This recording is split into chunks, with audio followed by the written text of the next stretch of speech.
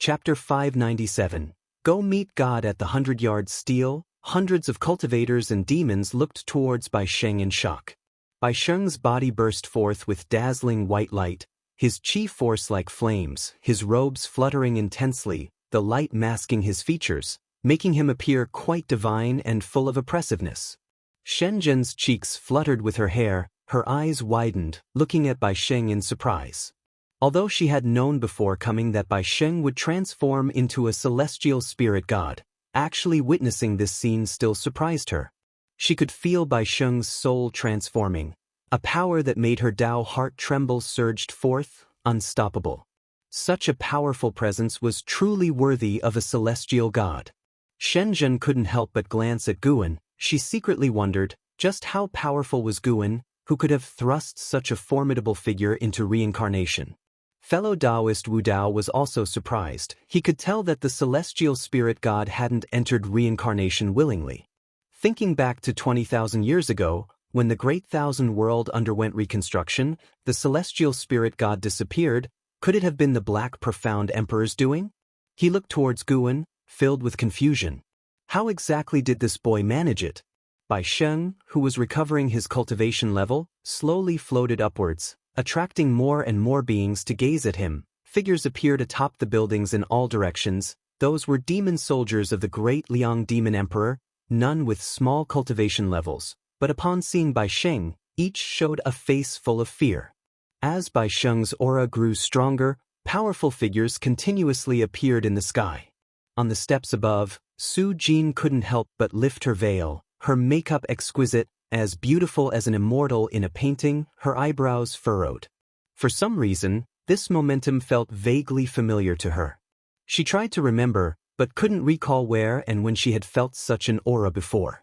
"My beloved, don't panic, I will return momentarily," said the great Liang Demon Emperor in a low voice, though his face didn't appear as calm as he felt inside, because that mysterious aura was rising too quickly, so much so that he couldn't remain seated. Just after speaking, he vanished from the spot. Su Jin still looked towards the sky where the aura soared, her pupils suddenly widening. She seemed to think of something. Boom! A gust of fierce wind came howling, making Su Jin's dress flutter violently. Time seemed to freeze. She instinctively glanced over and saw a figure glowing with intense light standing next to her. In this figure's hand, held a demon. The great Liang Demon Emperor. The great Liang Demon Emperor was held by the throat by the glowing figure's right hand, lifted into the air, unable to break free, his face showing pain and anger. Su Jin's heart churned wildly, too late to think. The great Liang Demon Emperor had just flown out and was captured. Even after living more than 20,000 years, she was stunned at that moment. Outrageous! A roaring shout shook heaven and earth. A great power cultivator from the Zizai immortal realm appeared next to the great Liang Demon Emperor, wanting to rescue him. Accompanied by a deafening explosion, this great power cultivator was knocked back away, smashing through a palace and further buildings, disappearing into the distance. The glow on Su Jin's face faded. She gradually saw the true face of the person next to her, and she couldn't help but widen her eyes. This person was Bai Sheng. Bai Sheng looked no different from before, only his hair was disheveled and fluttering in the wind. His expression was so indifferent, his gaze towards the great Liang Demon Emperor, as if looking at a dead man. "You? How is this possible?" The great Liang Demon Emperor spoke with a trembling voice, his tone filled with shock. He naturally recognized Bai Sheng. When Su Jin had pleaded for Bai Sheng before, Bai Sheng seemed no different than an insect in his eyes. Had it only been so long? Search * the novel at website on Google to access chapters of novels early and in the highest quality. Bai Sheng had actually rendered him unable to resist. He even felt that if Bai Sheng exerted force, he would shatter. He had never felt such a terrifying sensation before. His heart was extremely fearful. Su Jin gazed at the indifferent Bai Sheng, murmuring to herself. At this moment, Bai Sheng was no longer Bai Sheng, but the celestial spirit god. The celestial spirit god glanced at her, furrowing his brow, the coldness in his eyes making Su Jin's heart ache deeply. More and more mighty figures appeared around. They were not aligned with the great Liang Demon Emperor, but were there for the heaven and earth ultimate treasure. Who might you be? The heaven and earth ultimate treasure has not yet appeared, so why are you fellow Daoists in such a rush to act? Who is this person? I have never seen him before. Such aura has already surpassed the 9 heavens of the immortal path, and it is still rising. I feel like he is not here for the heaven and earth ultimate treasure. It's like he has just awakened from reincarnation tribulation. As each powerful being took out their magical treasures, the entire demon city trembled non-stop, with stones even flying around, and dark clouds gradually gathering in the sky, darkening the demon city. The celestial spirit god ignored the discussions around him, slightly tilting his head and looking towards the distance with the corner of his eye. He had already spotted Guan and Wu Dao Immortal. He knew he couldn't escape, still being under control. He didn't feel the urge to seek revenge on Guan. He was savoring the experiences of this lifetime. In fact, he was still by Sheng, feeling as though he had personally lived this life, just that his mindset had reverted to that of the celestial spirit god, a subtle feeling, yet not discordant at all. Su Jin mustered up her courage and asked again, "What exactly? I have already awakened the primordial will. What you faced before was me in the midst of reincarnation. He sacrificed himself hoping I would act to save you." The celestial spirit god cut off her words, saying indifferently with no emotional fluctuation in his voice. After listening, Su Jin's beautiful eyes widened, her mind thrown into disarray. The great Liang demon emperor felt even more terrified after hearing this, as he was well aware of the concept of reincarnation, sinking his heart into despair. With his enmity with Bai Sheng, he feared that the other party wouldn't let him go. The great Liang demon emperor closed his eyes, bracing himself for death. Just then, he suddenly felt the grip on his neck release. He instinctively opened his eyes, meeting the indifferent gaze of the celestial spirit god, causing him to tremble. He didn't dare turn and run, for he had already felt the vast difference in cultivation level between them. For eternity, you shall not come across her again, otherwise, you will never transcend this cycle. No existence in this world can help you. The voice of the celestial spirit god reached the ears of the great Liang demon emperor, turning his face pale. As the celestial spirit god turned to look at Su Jin, the great Liang demon emperor was so frightened that he immediately fled. As he fled, the celestial gods watching from the sky also began to waver and eventually chased after him. They hadn't forgotten the purpose of their trip. It was the heaven and earth ultimate treasure that they sought. As the sky filled with great power cultivators and demons departing, a strong wind stirred, blowing through the garments of Su Jin and the celestial spirit god. The celestial spirit god slowly lifted his chin, looking down on Su Jin, and said, "Stop looking at me with those eyes. You are merely a trial I encountered in my reincarnations. You shouldn't chase after me. Perhaps you aren't even aware that you're being manipulated like a pawn, and any connection between us is false." Su Jin's eyes filled with tears. She gritted her teeth and asked, "Even the feelings we had when we were in love, were those false too?" The celestial spirit god frowned. "In face of the great Tao, all emotions are false. Now scram." He turned away, looking in the direction where Guan was.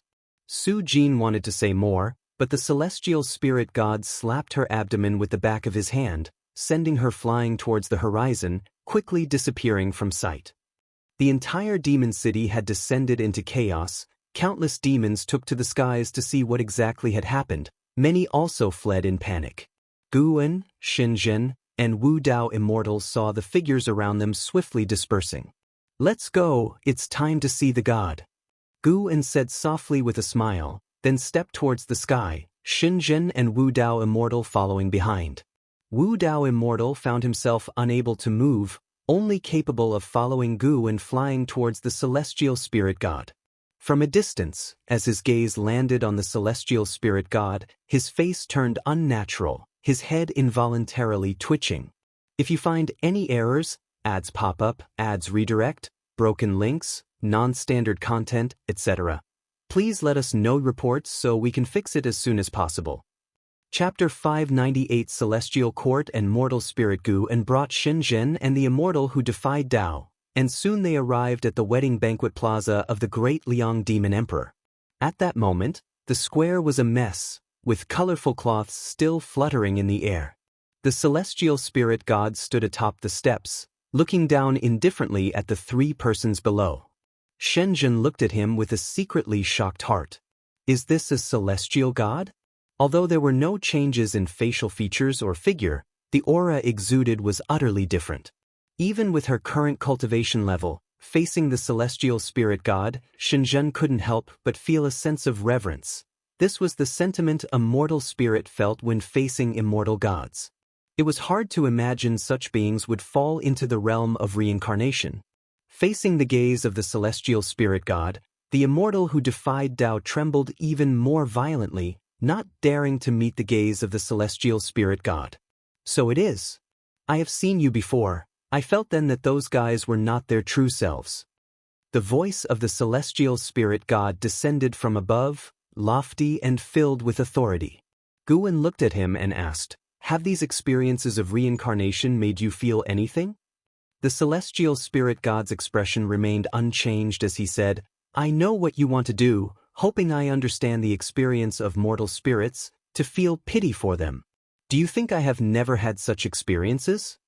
Although Guwen had searched the memory of the celestial spirit god, everything about the celestial court was blank, so his understanding of the celestial spirit god was not complete.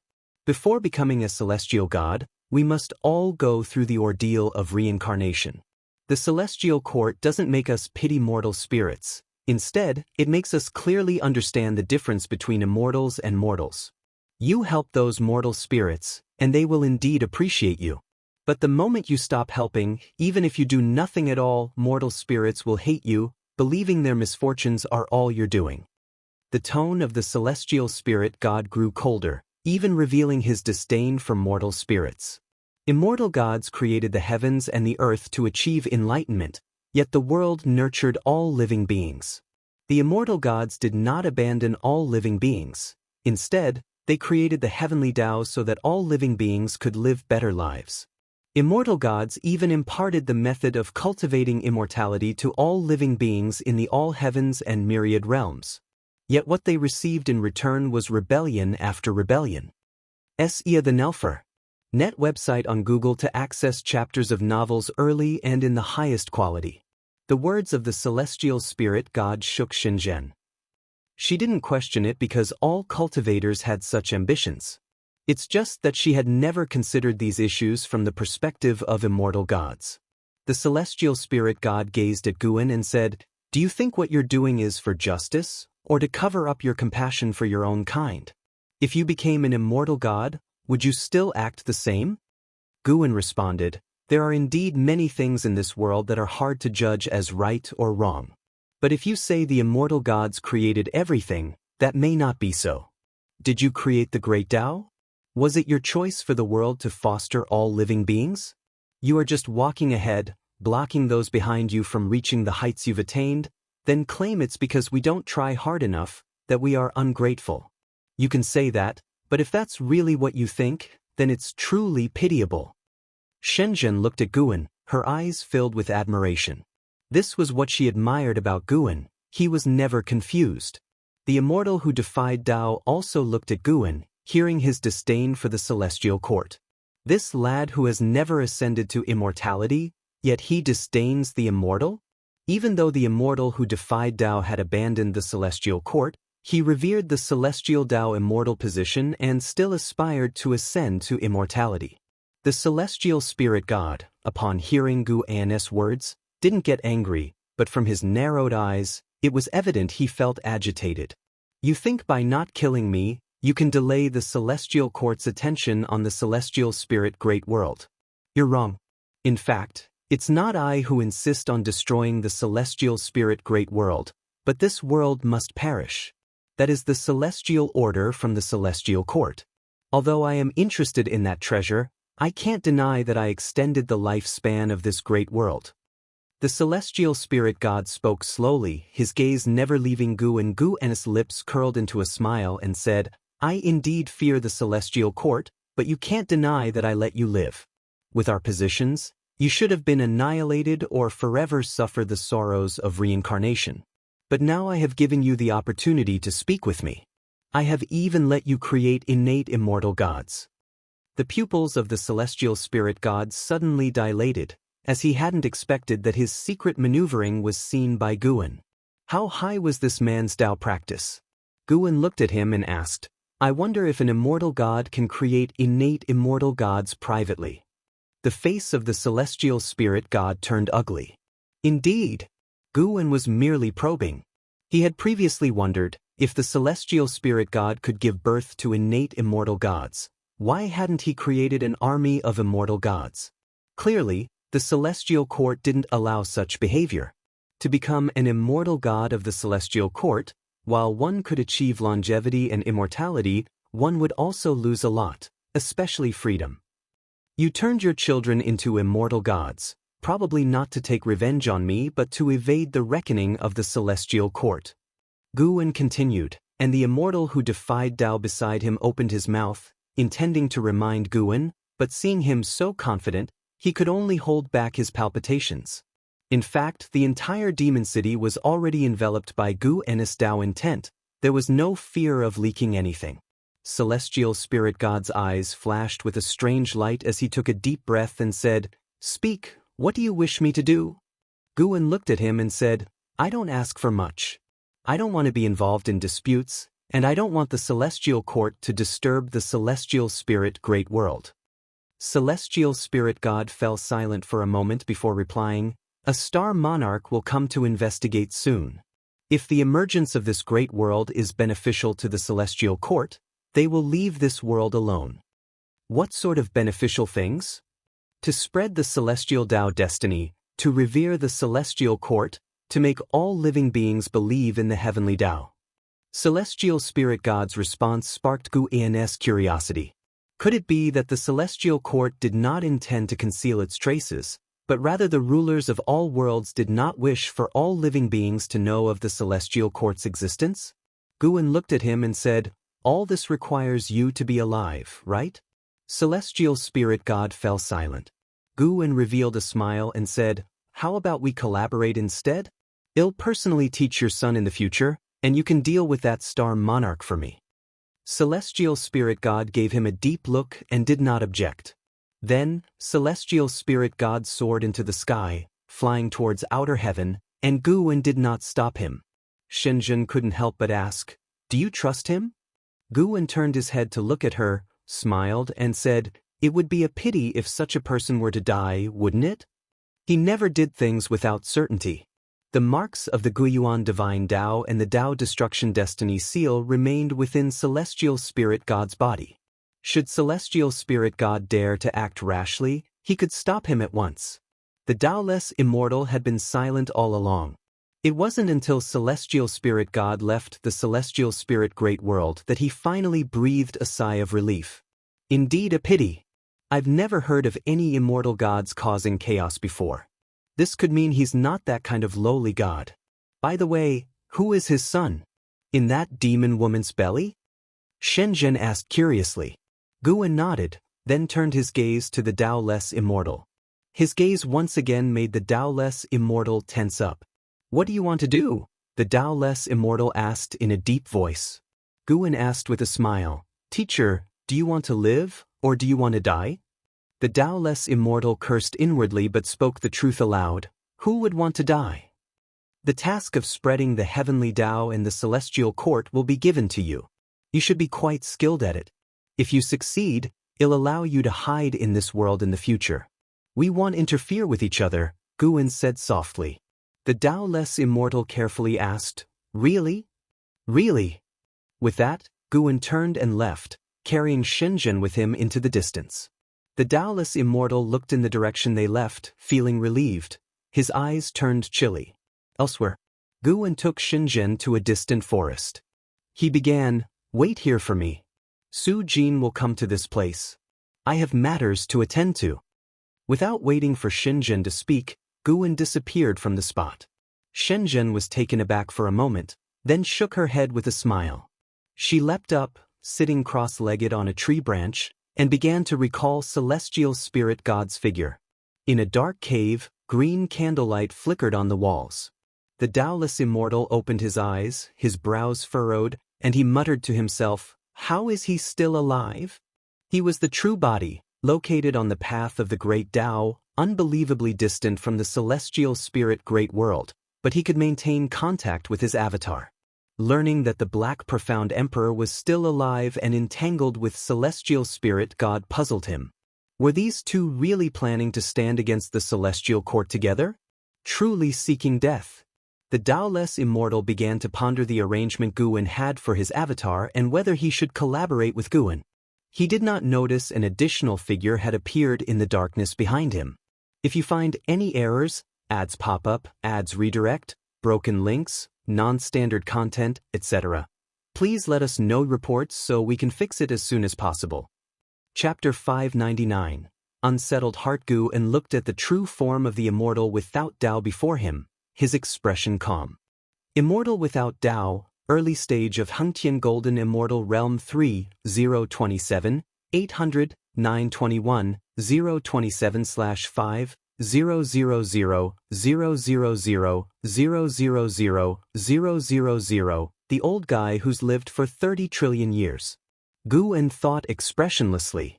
Previously, the reason he had brought along a clone of the Immortal without Tao wasn't to catch up on old times but to investigate the karma of the Immortal without Tao.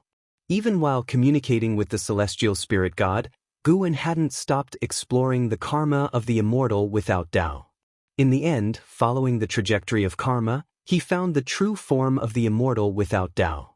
The gap between their cultivation levels was enormous. Even though Guwen was standing right behind the Immortal without Tao, he didn't want the Immortal without Tao to notice him, for then the Immortal without Tao wouldn't be able to detect him. This was the absolute suppression of a heaven-opening Daoist Immortal over a heaven-balancing Golden Immortal. Guwen hesitated, wondering whether or not to kill the Immortal without Tao. It would take but a single thought to reduce the Immortal without Tao to dust. But he felt that since the Immortal without Tao had managed to escape from the celestial court and survive all these years, he must have other reliance. After so many years, the Immortal without Tao had reached the heaven-balancing Golden Immortal realm, and must have endured many hardships. Guwen guessed the Immortal without Tao would be quite frustrated if he died here without a clue. As Guwen pondered this, he raised his right hand. Enough, then I shall cooperate with him for a while. If I can find a place to belong, it beats living in fear here, the Immortal without Tao muttered to himself, beginning to cast spells to transfer more mana to his clone so that the clone could act effectively. Sur the Navire. Net website on Google to access chapters of novels early and in the highest quality. A complex expression appeared on his face as he lamented, "Why should that brat become so powerful? It's like the great Tao is blind, damn it." Guwen's hand stopped, just 10 centimeters away from the Immortal without Tao's shoulder. After casting the spell, the Immortal without Tao closed his eyes, ready to continue his cultivation. Suddenly, a hand landed on his shoulder, startling him into snapping his eyes open. Then a voice entered his ears, chilling him to the bone, as if he had fallen into a cold cellar. "Maybe you're not performing for me, but without patting you, I can't be at ease, master." Dusk was approaching. Su Jin staggered through the forest, her right hand clutching her abdomen, a pained expression on her face. Ever since being slapped by the celestial spirit god, she had felt a burning pain in her abdomen, which pained her heart even more. From that slap, she felt the celestial spirit god's disgust for her. She had searched for him painfully for 10,000 years, then accompanied him in cultivation for another 10,000 years, dedicating herself entirely to him, only to be abandoned in the end. As for the past lives and present lives the celestial spirit god spoke of, she hadn't cared at all. Awakening memories of a past life would make her become someone else? She didn't believe it. The more she thought, the sadder she became, and tears flowed uncontrollably. Her vision started to blur, she felt exhaustion and wanted to collapse and sleep soundly. Suddenly, she saw 2 figures ahead, which alarmed her enough to stop in her tracks. It was a dense forest. The remaining light of dusk spilled between the trees, casting a gloomy and quiet atmosphere. Su Jin's vision cleared, and she frowned as she looked ahead, a sword suddenly appearing in her hand. "Miss Su Jin, long time no see. Do you remember me?" Guwen stood up to greet Su Jin and then tucked the Green Hero travelogue into his chest.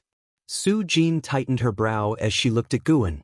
She seemed to recall something, her eyes widened in astonishment as she asked, "Is it you? How are you still alive?" Guwen smiled and said, "If you have nowhere to go, why not come with me? After you give birth to the child, you can go wherever you wish." Su Jin immediately became vigilant, staring at Guwen with a defensive face and asked in a stern voice, "What do you want?" Guwen's expression changed, causing Su Jin to become momentarily lost in thought. Xianxia turned her head to look at Guwen, filled with curiosity.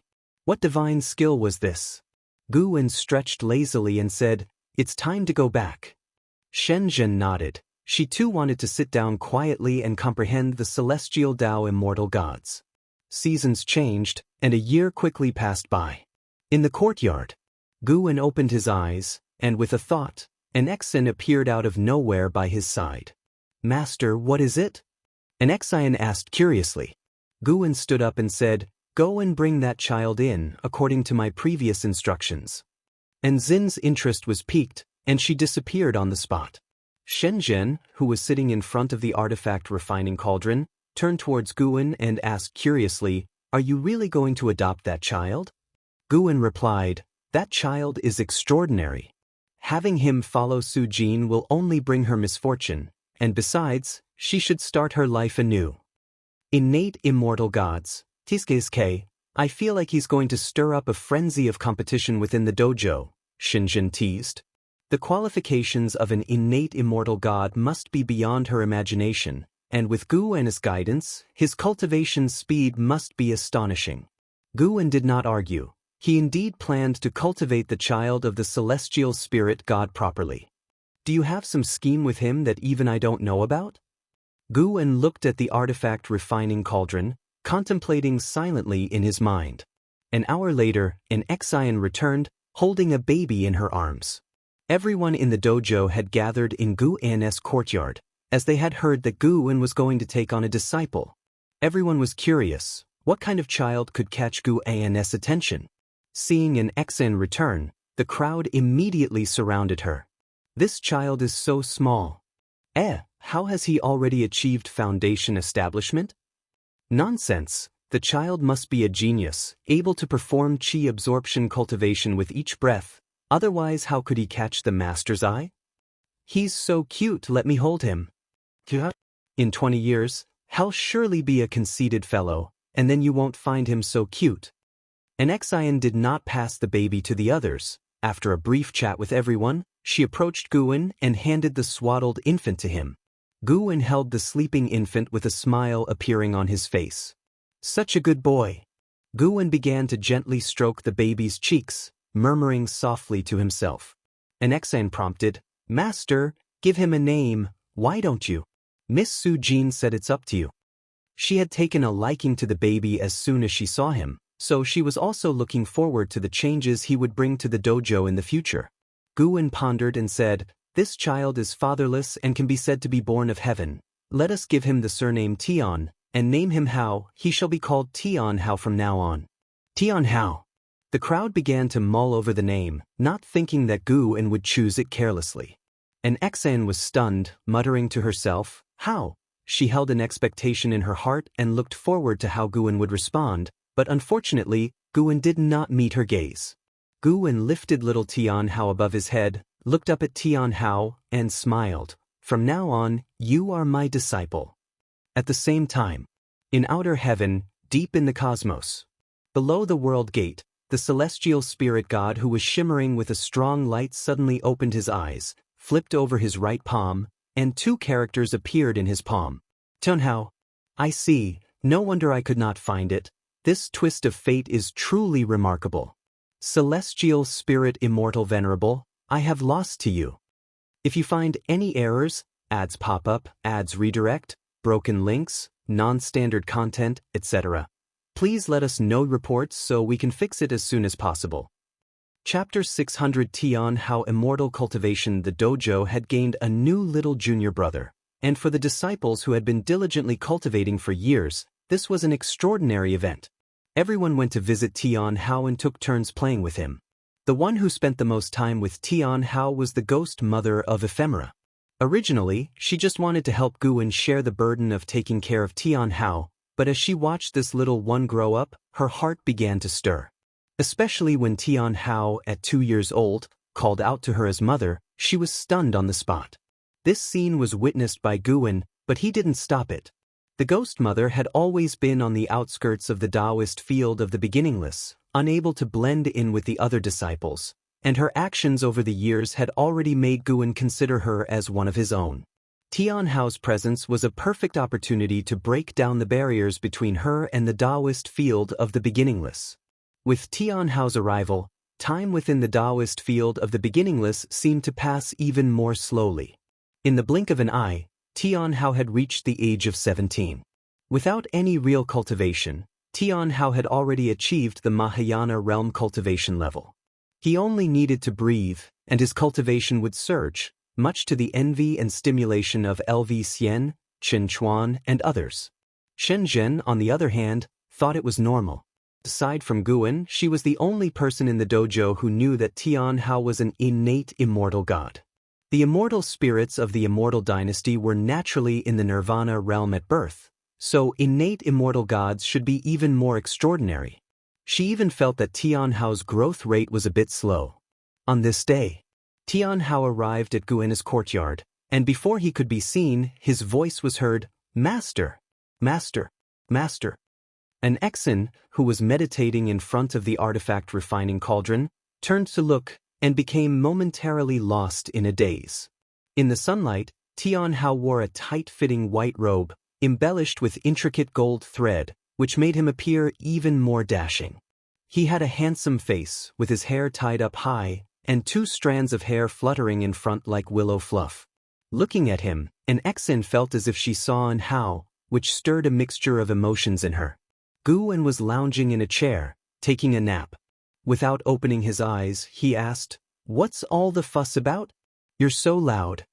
Tian Hao came over with excitement and said, "Master, when I woke up this morning, I discovered I have a new amazing ability."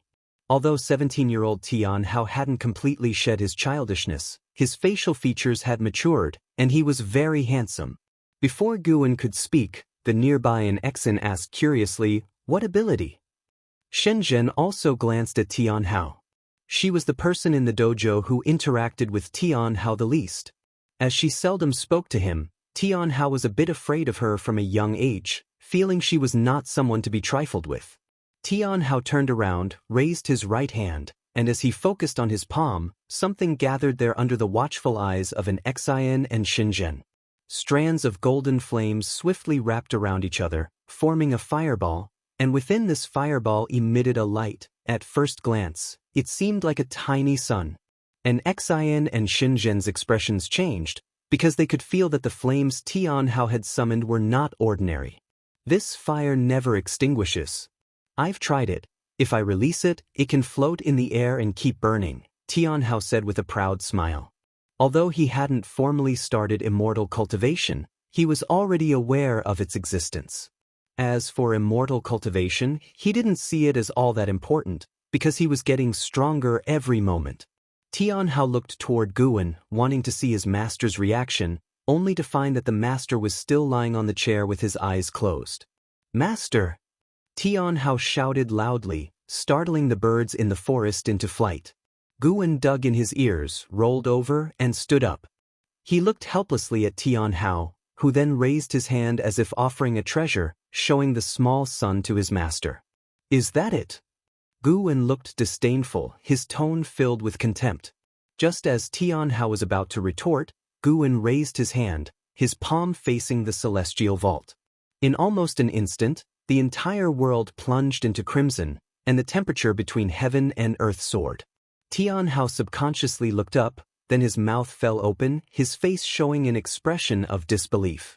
An Xian and Shenzhen looked up to see a colossal sun occupying the entire celestial vault, with no edges visible in any direction. Impressive, awe-inspiring.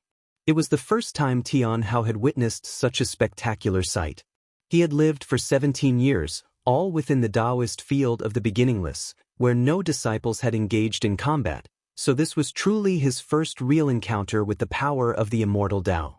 He shuffled his feet, turned around, and looked in all directions, gradually becoming excited, his body starting to tremble. The corners of Guan's mouth lifted, and with a squeeze of his right hand, the blazing sun in the sky suddenly vanished as if it had never been there, but the warmth still felt around him told Tian Hao that what he had just seen was no illusion. Tian Hao turned to look at Guan, suddenly exhilarated, and ran to kneel beside him, grasping Guan's arm, excitedly saying, "Master, teach me. I want to cultivate as an immortal." Having grown up, he naturally understood the difference between a master and a father. Since his master had taken him as a disciple, he would certainly teach him to cultivate. Go to the Qianquan sect for immortal cultivation. Guan raised his hand to touch Tian Hao's head, speaking with a soft smile. The Qianquan sect? Tian Hao showed a look of confusion. Guan looked toward an Exin. Coming back to her senses, she asked, "Now?" As soon as he asks, we should send him. It's just right to let her meet him and dispel the regrets in her heart, said Guan, then vanished into thin air. Tian Hao stood there, stunned, then got up and looked toward an Exin. An Exin calmed her emotions, her face returning to its usual dignity, and she walked toward the courtyard gate. Tian Hao looked at Xinzhen, intending to greet him, but seeing Xinzhen's indifferent gaze, he quickly turned his head away and then quickened his pace to catch up with an Exin. Universe World Gate. The celestial spirit god, exuding endless divine light, opened his eyes, and reflected in his pupils were the figures of Tian Hao and an Exin. He's finally come out. What exactly do you want to do? The celestial spirit god murmured to himself. Ever since Tian Hao was taken away by an Xin, he had been unable to peek into Tian Hao's specific circumstances, and it didn't take much to guess that it had to do with Guan. He had originally thought that Guan would hide Tian Hao away, but he didn't expect Guan to let Tian Hao out. Watching the way Tian Hao questioned an Exin, a sense of feeling emerged in his heart that he couldn't quite define or articulate. In truth, he didn't really care about Tian Hao. The reason he helped Tian Hao become an innate immortal god was to give Su Jin a chance at life. Now it seemed that Guan wouldn't harm Su Jin, but his creation of an innate immortal god might instead sow the seeds of some disaster. He had gone through countless reincarnations, and the ones Guan had led him through were only a small part of it. He had experienced various relationships, had kinship, and his heart had long been calm. He looked down on Tian Hao coldly, with not a trace of pity in his heart. He just wanted to see what heights his created innate immortal gods would achieve. Silence reigned in the universe, and he just stared motionlessly at Tian Hao. Time passed, the length unknown. The celestial spirit god seemed to sense something, and he raised his left hand, from which a golden token flew out, and a voice from within said, "Celestial spirit god, I didn't expect you to slack off either.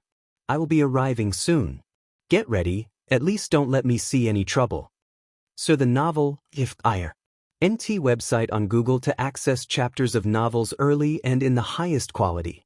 If you find any errors, ads pop up, ads redirect, broken links, non-standard content, etc., please let us know reports so we can fix it as soon as possible. Chapter 601. A great opportunity. In the early morning, a dense fog enveloped the land, and mountain peaks emerged like the tips of swords, resembling an ethereal immortal realm of the human world. Atop one of the mountains, there lay a courtyard filled with flora, and a slender-limbed white dog sprawled on the ground, deep in slumber. Suddenly, the door swung open, and Li Xuanyu, dressed in a white robe, stepped out. The sunlight swept over the distant peaks and fell upon her. She raised her right hand, and a petal drifted into her palm. She looked down at it, her gaze cold. A female disciple soared on her flying sword across the sea of clouds, swiftly entering the courtyard.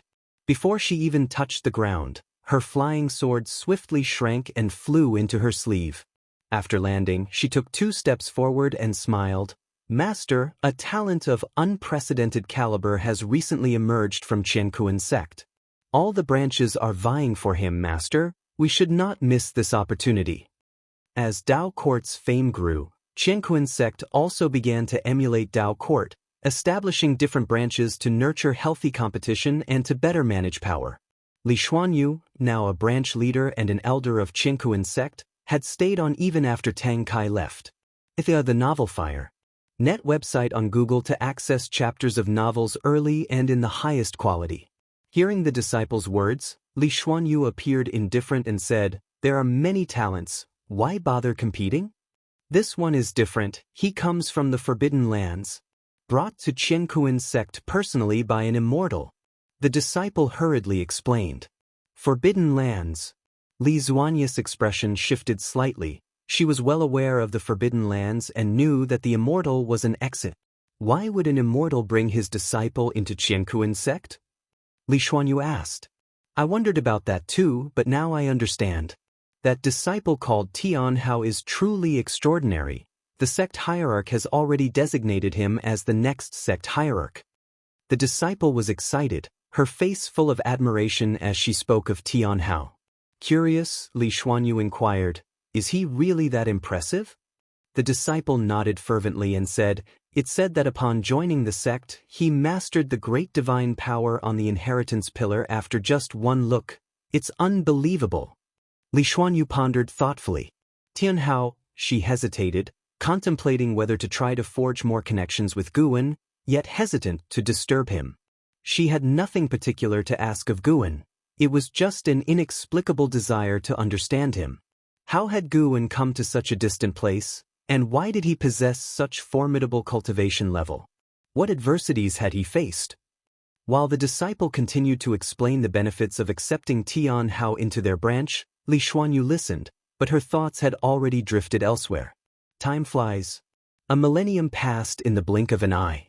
With the thunderclouds dispersed above Qingkuan sect, Guan and Li Xuanyu sat in a tavern on the second floor, drinking as they leaned against the window. Below, the street was filled with cultivators looking up to the sky. Is Tian Hao even human? To climb from the Mahayana realm to the wandering immortal realm in 1,000 years is just too exaggerated. Could he be a reincarnation of immortal gods? Very likely, given that he was personally brought into the sect by an immortal.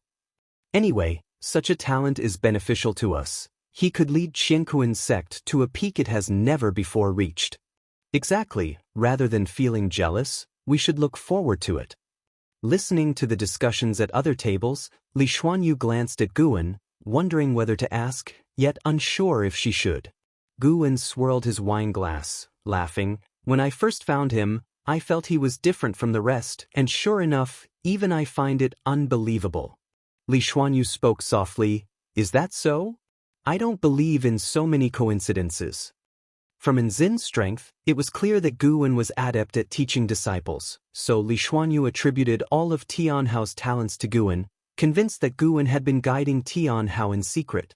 She was qualified to say this. After Tian Hao became her disciple, she started by teaching him with all her heart, but soon Tian Hao's understanding of Daoist technique surpassed hers, as if aided by divine intervention.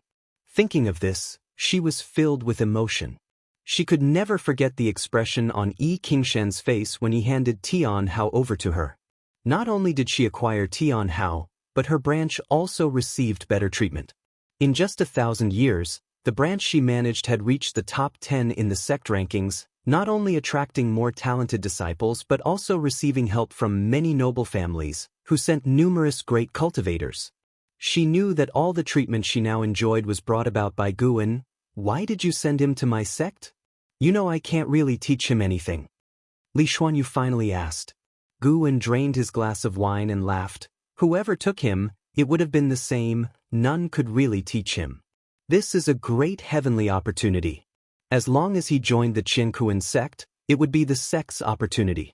As for who should teach him, naturally, I would choose someone I trust.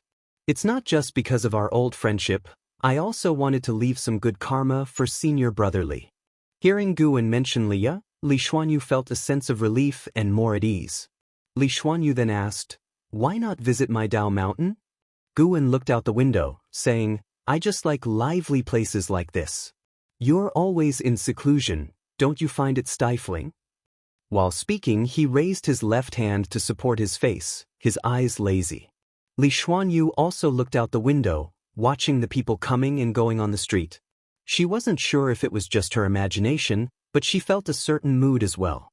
Although Guan was watching the street, his heart was actually looking towards outer heaven. The world gate was stirring. A figure was walking out amid the intense light. Celestial Spirit God, finding this great thousand world was not easy. Was it your doing, or has the Celestial Spirit Immortal Venerable not completely fallen? A laughing voice emanated from the world gate, and immediately after, a gray-robed Daoist stepped out. He had the appearance of a young child with white hair, holding a horsetail whisk in one hand and a white jade bottle in the other, his body surrounded by an aura of immortality that faintly sparkled with silver light, as if containing stars. The Celestial Spirit God stood up and turned to face the newcomer. The divine light around him dissipated, revealing his true form, still bearing the face of Bai Sheng. Greetings, deity of the moon. Though the Celestial Spirit God's tone was cold, he still bowed to the deity of the moon. The deity of the moon smiled. He approached the Celestial Spirit God and chuckled, "How many years has it been? Have you still not found that treasure?" The Celestial Spirit God replied, "What treasure? I'm not aware. The reason I haven't destroyed this world is because I see a destiny here that is favorable for the Celestial Court."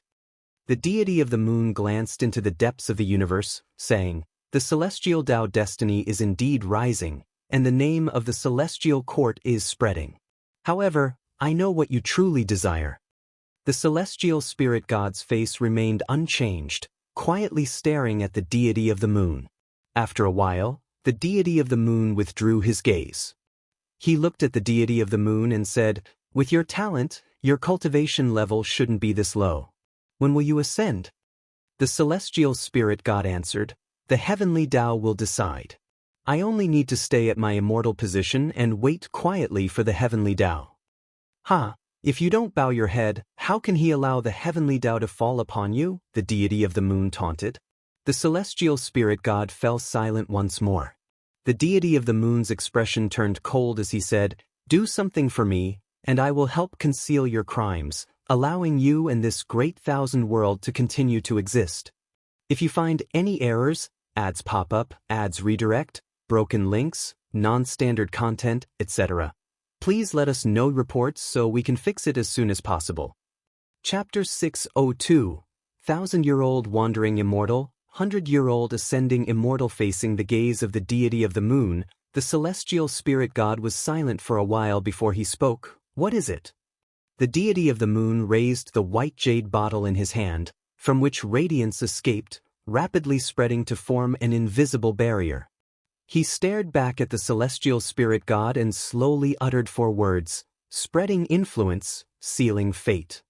The Celestial Spirit God frowned, a trace of a strange color flashing in his eyes. "You can think it over. I'll take a trip to the great world. It's rare for me to come here, so I might as well have a good travel around." With those words, the deity of the moon turned and left. The Celestial Spirit God didn't stop him. He stood there, watching as the deity of the moon departed. Far away in the Chenkuan sect, Guan heard their conversation. The methods of the deity of the moon could not stop Guan from spying.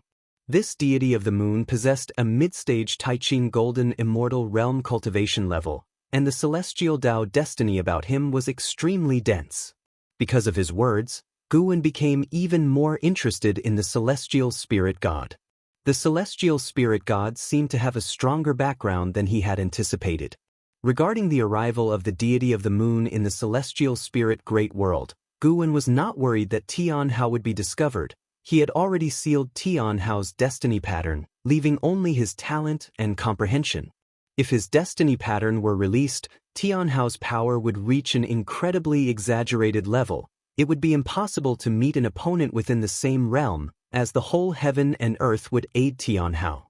Not only was Tian Hao an innate immortal god, but also the child of heaven and earth.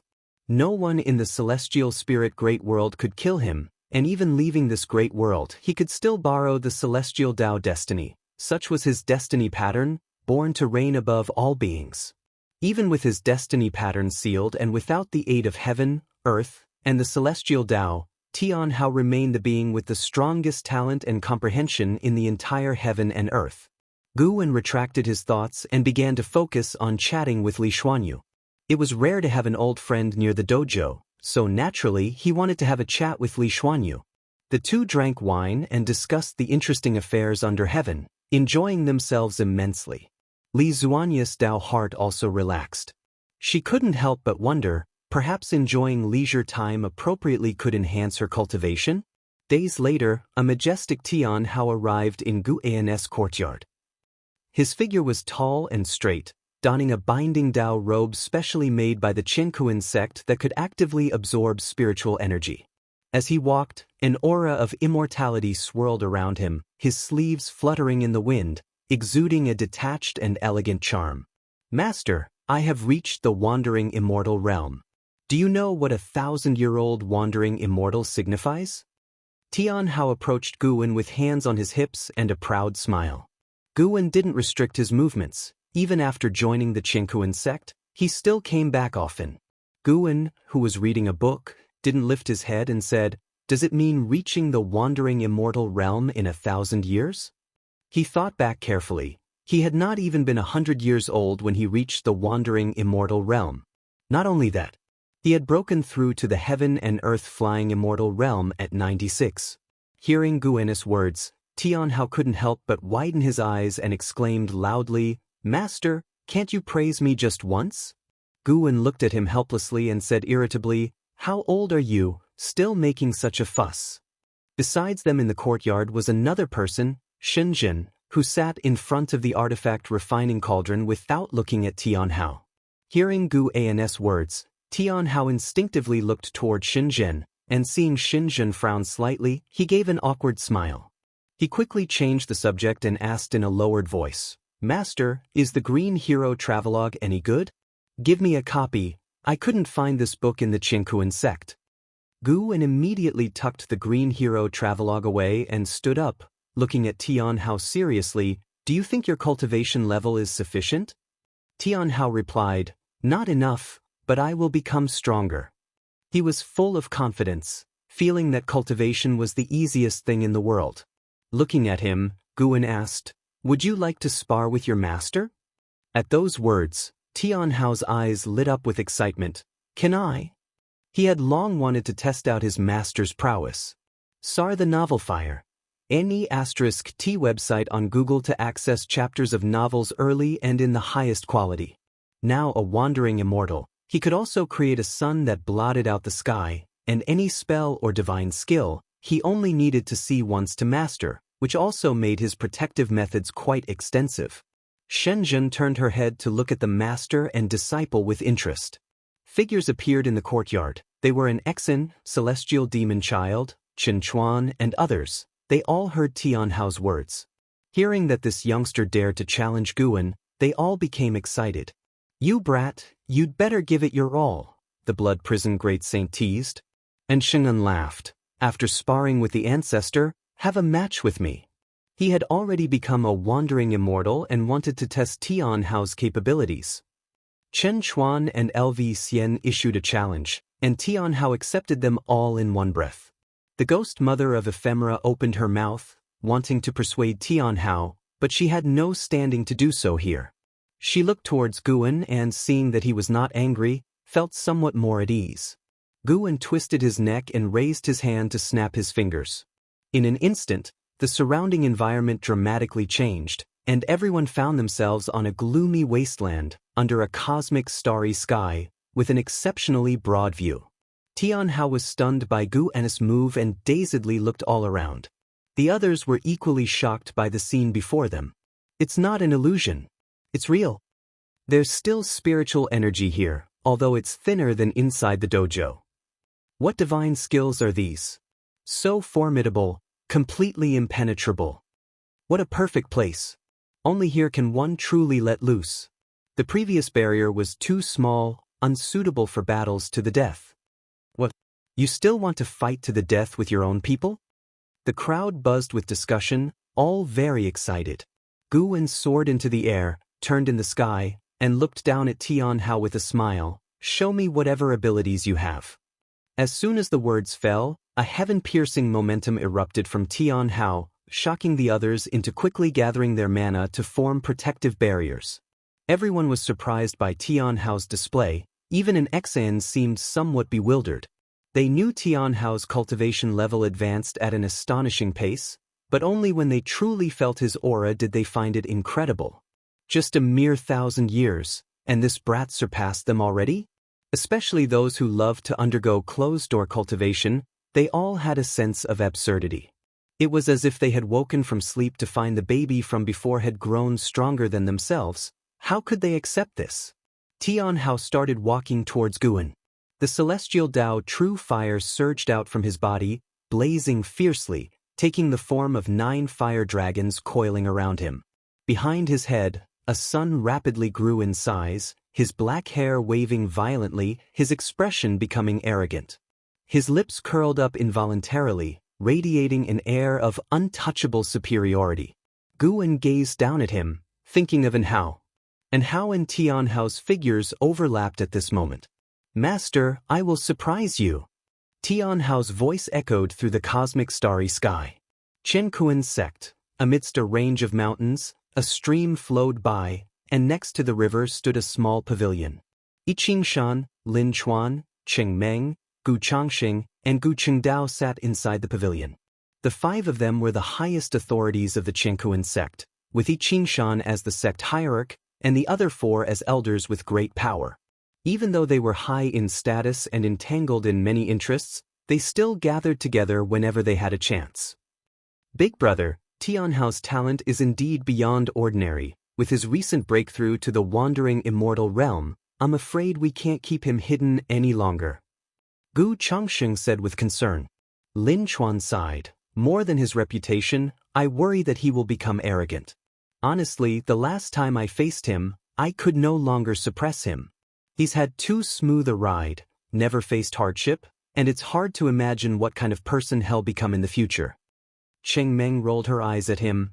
What's there to fear? He's not just backed by the Qianquan sect, he has elder and to guide him. That may be true, but you've also met Tianhao. The boy isn't arrogant or domineering, but he's very proud. Once he's set on something, nobody can tell him otherwise. The 4 discussed among themselves, while Yiqingshan remained silent, sipping his spiritual tea, lost in thought. Just then, a figure descended from the sky and landed outside the pavilion, prompting all 5 to look over and rise to their feet in shock. The newcomer was Tianhao. At that moment, Tianhao had a somber face and his gaze was full of oppression. A sudden unease gripped the hearts of those in the pavilion. Had the brat overheard their conversation? Tianhao took a deep breath and said, "Sect hierarch, for elders, I want to grow stronger. From today onwards, please instruct me. Whatever you teach, I'm willing to learn." Lin Chuan frowned. "What can we teach you? Soon enough, you will surpass us. My master told me to earnestly experience the Qianquan sect with you. You don't need to teach me spells or divine skills, just teach me how to conduct myself." Tianhao said, unable to help but clench his fists. He was not angry or frustrated. He was afraid. Recalling the recent sparring session, chills ran down his spine. Cheng Meng seemed to notice something was off and asked, "What's wrong? Did something happen?" Tianhao shook his head. "I'm fine, I just went back to the forbidden area after my breakthrough and had a round of sparring with my master." Hearing this, the 5 people in the pavilion exchanged glances. If you find any errors, ads pop up, ads redirect, broken links, non-standard content, etc., please let us know reports so we can fix it as soon as possible. Chapter 603, Celestial Court Mythology. Tianhao's meteoric rise brought unprecedented morale to the Qianquan sect. His 1,000-year journey as a wandering immortal shook both the past and the present, spreading the sect's name far and wide. Over the long years, many came to recruit Tianhao, including members of the Dao court, but these endeavors always amounted to nothing. There were also geniuses who challenged Tianhao, all of whom were defeated. In the blink of an eye, 10,000 years passed. In the Dao court, within Shaolan's Cave Heaven Dojo, by a mountain stream, Shaolan, who had just broken through to the heaven and earth flying immortal realm, was discussing its power with Guan. The 2 sat cross-legged on a huge boulder, a small table placed between them with fine wine and spirit fruit upon it. As Xiao Lan shared her experiences and pondered the true meaning of heaven and earth, she was unaware that the person before her, whom she held dear, was merely an avatar. Gu En's gaze subtly shifted, and his true self replaced the avatar. He had just returned from collecting medicinal herbs at the mountain god temple on Taizong continent, feeling pleased. He called up his attribute panel and began to admire it. Frowny face name, Guan, lifespan, 45, 402/760, 382, 411, 523, physique, primordial reincarnation, undying body, cultivation level, heaven opening Daoist immortal realm perfection. The 1 trillion years of life were drawing ever closer. Guan liked this peaceful and tranquil life, devoid of external foes, yet his lifespan continued to grow steadily. For him, the lifespan digits were like the experience bar in a video game. Xiao Lan picked up a cup of wine, drank it down in one gulp, and said, "Many peerless geniuses have emerged in the world. The current top genius is not from the Dao court but from a sect known as the Qianquan sect. His name is Tian Hao, a name as audacious as the heavens themselves. Yet his breakthrough speed is truly inconceivable. He seems to be just over 11,000 years old and has already achieved the cultivation level of a carefree primordial immortal." Upon mentioning Tian Hao, her face showed her deep emotions. Guan laughed and said, "You aren't doing too badly either. The path of immortal cultivation isn't about who's faster, but who lives longer." Xiao Lan shook her head and chuckled, feeling that Guan didn't recognize the terror of Tian Hao. She changed the subject. Recently, there's been widespread talk of heavenly Dao and the appearance of many mythical narratives, claiming that beyond our world exist more powerful immortal gods from the celestial court. The myths of the celestial court indeed spread throughout the world, backed by the efforts of Dao immortals and the meddling of the deity of the moon. As more and more beings became aware of these myths, the celestial Dao destiny within the world began to rise noticeably, and the celestial Dao light layer above the celestial spirit great world grew increasingly bright. This also made Guan realize something. Despite the difference between immortals and mortals, the celestial court did want all beings to be aware of their existence. In the currently circulating myths of the celestial court, the most formidable was the profound star immortal monarch. He was omnipotent, creating heavens and earth, could hear the hearts of all living beings, and could save them from their suffering.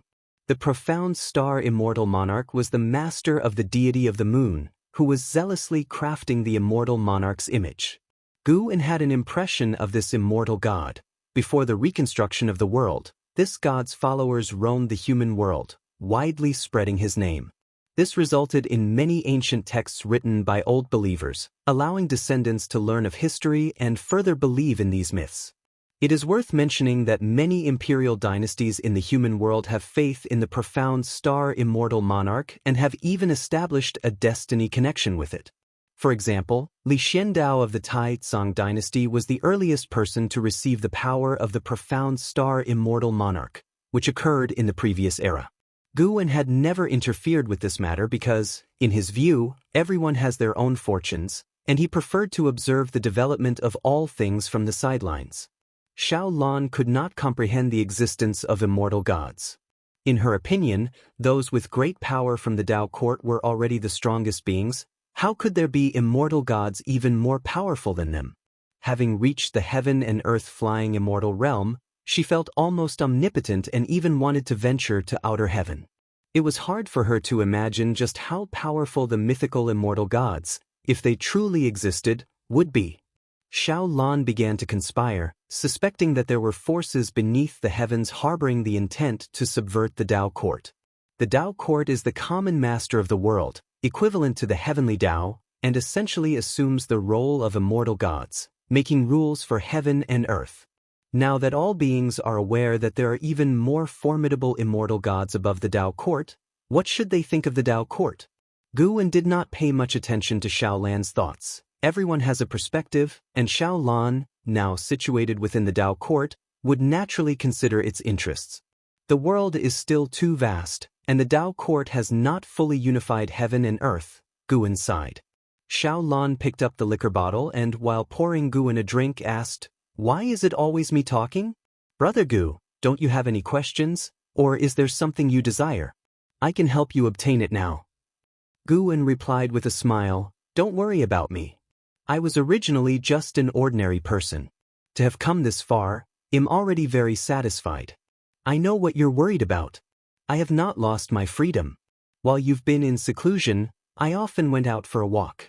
I've made quite a few friends in the Dao court. I'm truly content, and my greatest joy is hearing others marvel at your prowess. It makes me proud as well." Xiao Lan was deeply touched by his words. She put down the liquor bottle, rose involuntarily, then moved closer to Guan, looking at him with affection. Xiao Lan held Guan's hand. He didn't refuse, watching her slowly lean closer to him. When Xiao Lan's face obscured the lower half of Guan's face, his eyes looked up to the heavens. At that moment, Liya was being intercepted by the deity of the moon. Xianxia the novel, the NT website on Google to access chapters of novels early and in the highest quality. Wave after wave crashed onto the beach. Dressed in black, Liya frowned deeply, staring coldly at the deity of the moon who was blocking his path. "What exactly do you want?" Liya asked bluntly, his right hand resting on the hilt of his sword at his waist. The deity of the moon smiled and said, "Your fate has deviated from the trajectory that the heavenly Tao had laid out for you. It seems you've had the help of a noble person, and not only that, but this change is ongoing. In the future, you might even form a connection with immortal gods. Although I'm not sure which immortal god it is, a bit of immortal fate has indeed touched you." Liya scoffed disdainfully and retorted, "What about you? Are you one of those sanctimonious Daoists who espouse the heavenly Tao in the celestial court? I don't believe in immortals, and I don't believe in gods. If there truly were immortal gods, how could this world have suffered so many tribulations, and each time, it must rely on his junior brother Gu to save the day? If there truly were immortal gods, then it could only be junior brother Gu. The nature of junior brother Gu would not allow others to sing his praises." The deity of the moon smiled, waved the horsetail whisk in his right hand towards the white jade bottle in his left, and from the mouth of the bottle, a droplet of liquid flew out, suspending between the two. "Our meeting is also a kind of fate. This is immortal brew, capable of transforming you completely, bestowing upon you an innate body.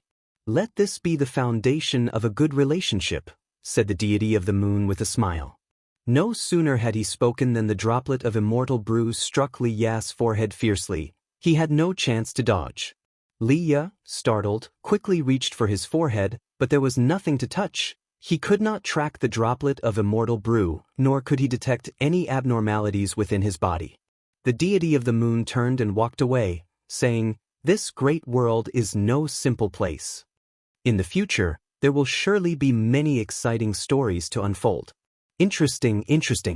If you find any errors, ads pop up, ads redirect, broken links, non-standard content, etc., please let us know reports so we can fix it as soon as possible." Chapter 604, Trillion Years Lifespan. Lifespan projection. Watching the departing figure of the deity of the moon, Liya still felt uneasy. He checked himself for a long time on the spot, and after confirming that there was nothing abnormal about him, the deity of the moon had already disappeared. A divine exotic immortal spirit appeared out of thin air, seemingly leaping suddenly onto his shoulder, and curiously asked, "Could you see through that person's cultivation level just now?" Liya regained his composure, furrowed his brows, and said, "I couldn't see through. If he was really helping you just now, then boy, your Fuan is outrageously strong to encounter such great opportunities even on the road," the divine exotic immortal spirit remarked. After hearing the words of the deity of the moon, it had actually believed them. Indeed, there was a powerful backer behind Liya, just hidden in the shadows, not always watching over Liya. Yet, Liya kept encountering various opportunities, which compelled it to ponder Liya's destiny pattern. Could it be that Liya's destiny pattern has become very strong now? Liya, on the other hand, was thinking about the identity of the deity of the moon.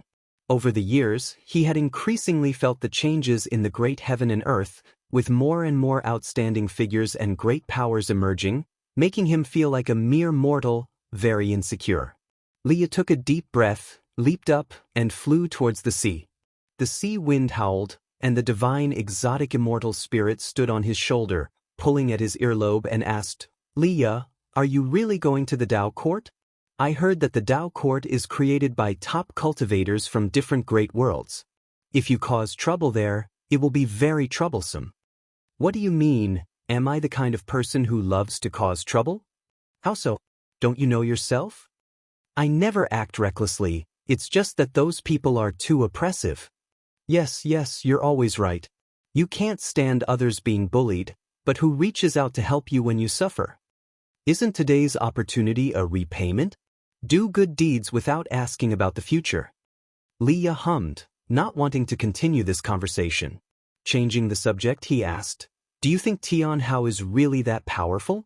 Born in an unknown small sect, yet he has become famous throughout the world, a 1,000-year-old wandering immortal, that's too fake. The person is now not a wandering immortal but a carefree primordial immortal," joked the divine exotic immortal spirit. "If and Hao were still here, would he allow this Tian Hao to be so prestigious?" Leah lamented. He considered En Hao as his greatest rival in life. Unfortunately, En Hao was no longer in this world, and every time he thought of this, his heart ached and he felt regret. The divine exotic immortal spirit fell into contemplation. En Hao, Tian Hao, both named Hao, could it be such a coincidence? On the other side, seeing that Leah was unharmed, Guan then wrapped his arms around Xiao Lan's waist, starting to respond to her affection.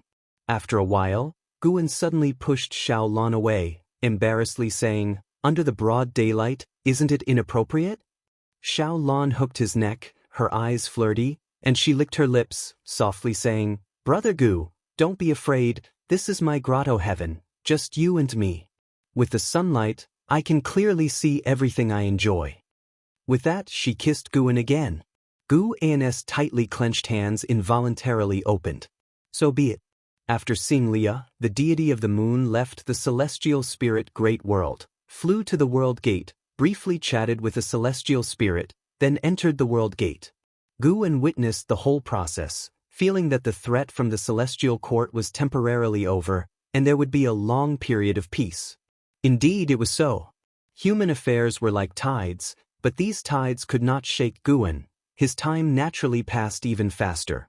In the blink of an eye, more than 6,000 years had passed. On this day, as Guan was picking medicinal herbs in the Daoist field of the beginningless, his hand paused as 3 prompts appeared before him. You have successfully harvested dandelion grass, Tier 4, adding 30 years to your lifespan. Your lifespan has surpassed 1 trillion years for the first time, activating the lifespan projection feature. Lifespan projection. You can expend lifespan to project into the great Dao worlds, materializing 3,000 projected selves to pursue different great Daos. Before projecting, you can only choose one great Dao to chase. The projected selves cannot be deduced, and you cannot retain their memories, but you can gain their insights into the great Dao. This feature, it somewhat resembled the lifespan reincarnation, yet it was different. CTH Nefire. Et website on Google to access chapters of novels early and in the highest quality. Lifespan reincarnation felt as if Guan was experiencing it himself, and its outcomes were unknown, whereas lifespan projection seemed more like a method of reincarnation to comprehend the great Dao. Guan decided he would try it later, as the projected selves couldn't be deduced. Using this feature likely wouldn't cause any trouble. He continued to pick herbs while reviewing the lifespan features he had activated. Lifespan detection, lifespan barrier, lifespan deduction, lifespan prediction, lifespan fusion, lifespan reincarnation, lifespan simulation, lifespan dojo, lifespan breakthrough, lifespan projection. Although he scarcely used half of these features, he was not averse to having more lifespan functions. It's fine not to use them, but impossible not to have them. Guan's mood improved. Having reached his current realm, it was no longer about simple qi absorption but about comprehending the great Dao. The stronger his Dao intent, the higher his cultivation level would be. This was an intangible method of cultivation, beyond the understanding of mortal spirits. Seeing that Guwen was in a good mood, the ghost mother of ephemera, who was following him, carefully asked, "Master, if Tianhao encounters great trouble outside, would you intervene?" Over the 6,000 years, although Tianhao remained a carefree primordial immortal, his renown had grown significantly since he could battle across realms.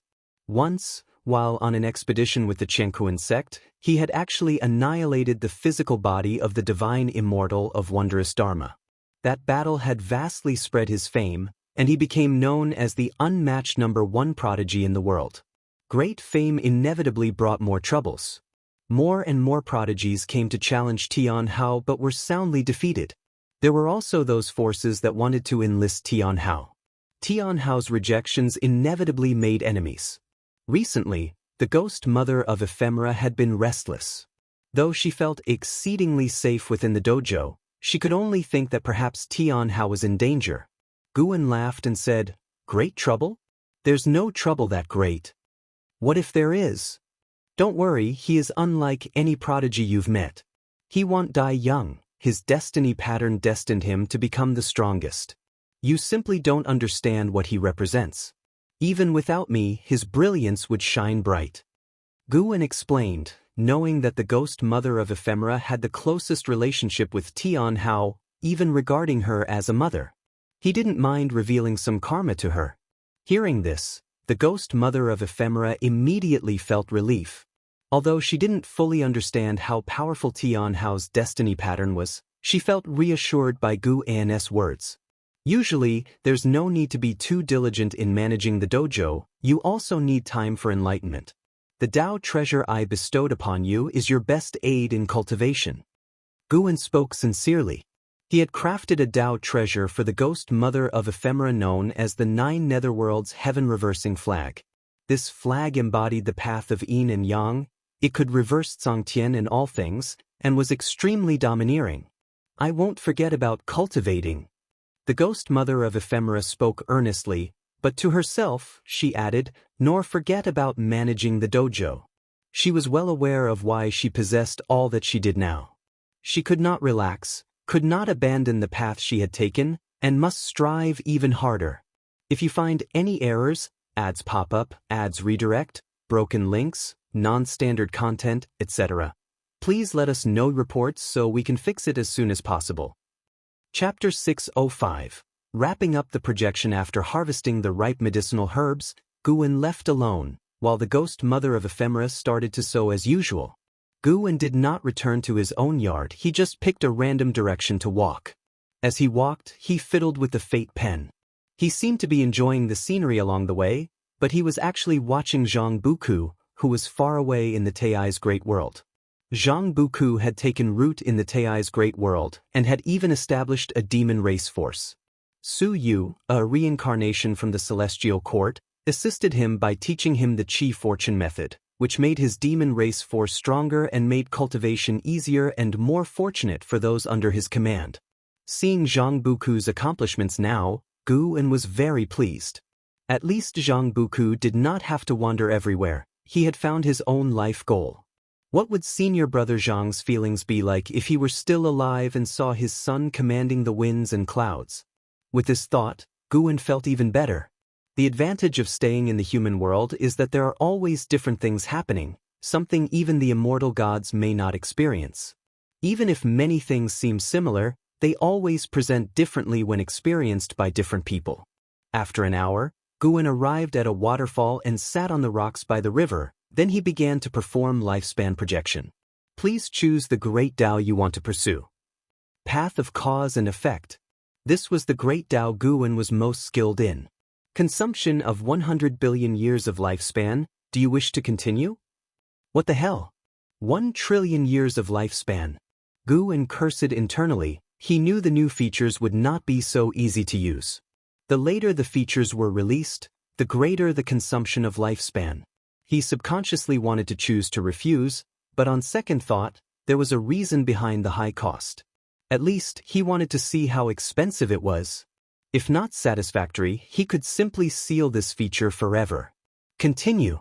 You have chosen to consume 100 billion years of lifespan to activate lifespan projection. Starting projection. Projected onto the Taiwei Great World. Projected onto the Taiqing Great World. Projected onto the Nine Nether Great World. Prompt after prompt continually popped up before Gu An's eyes, arousing his curiosity. He could actually see the specific worlds being projected. Gu An saw the Tai's Great World where Zhang Buku was, and he also saw the profound pure Great World visited by the Black Profound Emperor. He even saw worlds that were not named as Great Worlds. Though he only saw the names, it was enough to let his thoughts run wild. Soon, all the prompts settled down. It really had projected 3,000 worlds. Gu An reflected on this, but soon he felt that something was amiss. The projection was finished, then what? Gu An furrowed his brows. He was puzzled but not rushed. He sat on the rock patiently waiting. Time swiftly passed. About half an hour later, 2 prompts appeared before him. Begin to consolidate the projection. Begin the transmission of the great Daoist insights. The spiritual energy within the Daoist field of the beginningless suddenly stopped, causing everyone in the dojo to open their eyes. Before Gu An could think further, endless insights of the great Dao surged into his mind, plunging his consciousness into chaos. At the edge of the Daoist field of the beginningless, at the entrance of the dojo, stood a stone door built by an exit. Xianxia the Novel Fire. Net * website on Google to access chapters of novels early and in the highest quality. Outside the stone door was a dense fog, appearing very mysterious. A figure emerged from the thick fog and stepped through the stone door. It was Tian Hao. Tian Hao advanced with a dragon's stride and a tiger's pace, with 3 differently shaped long spears, each about 10 feet long, floating behind him in a fan formation. He wore a smug smile on his face, muttering to himself, "This time I will definitely surprise Master."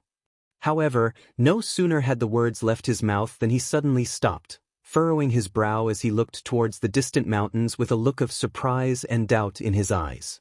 Why isn't the spiritual energy in the dojo moving? There was also an uncomfortably erratic force. He immediately leaped up, transforming into a rainbow light that flew away, quickly vanishing over the other side of the mountains. After a while, everyone gathered by a small river, whispering among themselves as they watched Gu An meditating on a rock across the river.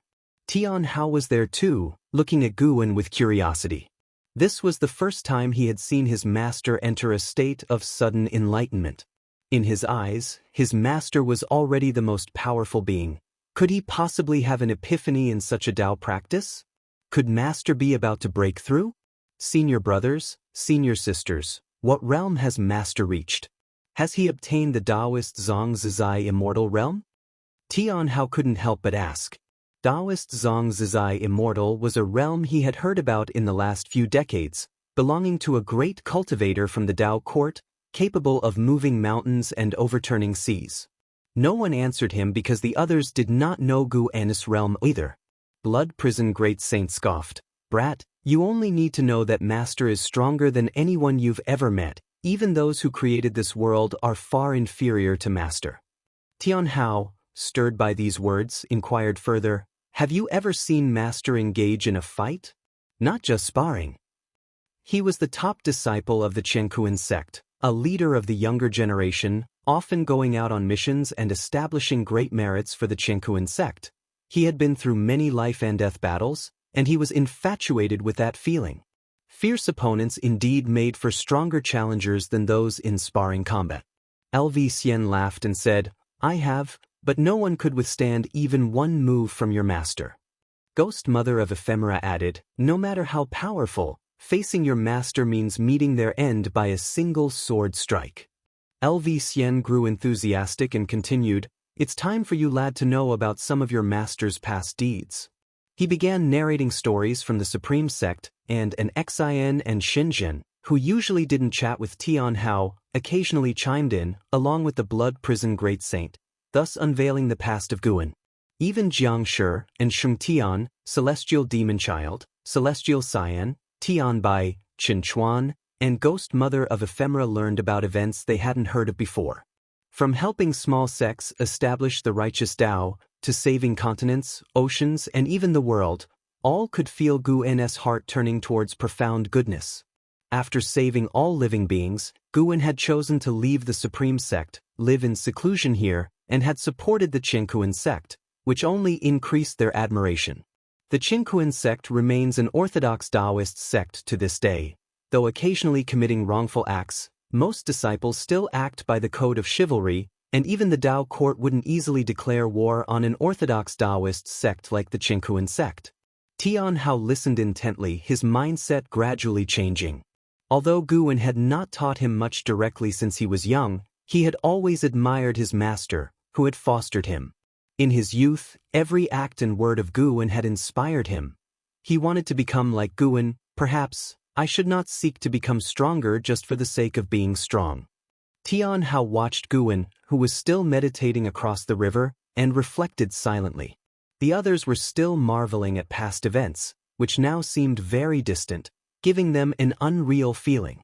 Suddenly, Guan opened his eyes, and the entire Daoist field of the beginningless returned to normal. Spiritual energy flowed again, and the path of cause and effect no longer ran wild. The first thing he saw upon opening his eyes was Tian Hao across the river. Master and disciple locked eyes, Tian Hao's gaze intense. When he saw his master's eyes open, his heart skipped a beat in fear. Guan narrowed his eyes, and with just one look, he saw the entirety of Tian Hao's trillion-year lifespan. If you find any errors, ads pop up, ads redirect, broken links, non-standard content, etc., please let us know reports so we can fix it as soon as possible. Chapter 606 Tian Hao and Gu and the embodiments of beings from the 3,000 worlds all once pursued the path of cause and effect, exhausting their lifetimes of energy and time. Although Guan was unclear how long they had lived or what realm they had ultimately reached, their insights into the path of cause and effect, when gathered together, were incredibly vast. Guan looked at Tian Hao, whose future rapidly unfolded before his eyes. 200 million years. 300 million years. 500 million years. Suddenly, Tian Hao's billion-year lifespan was all within his sight.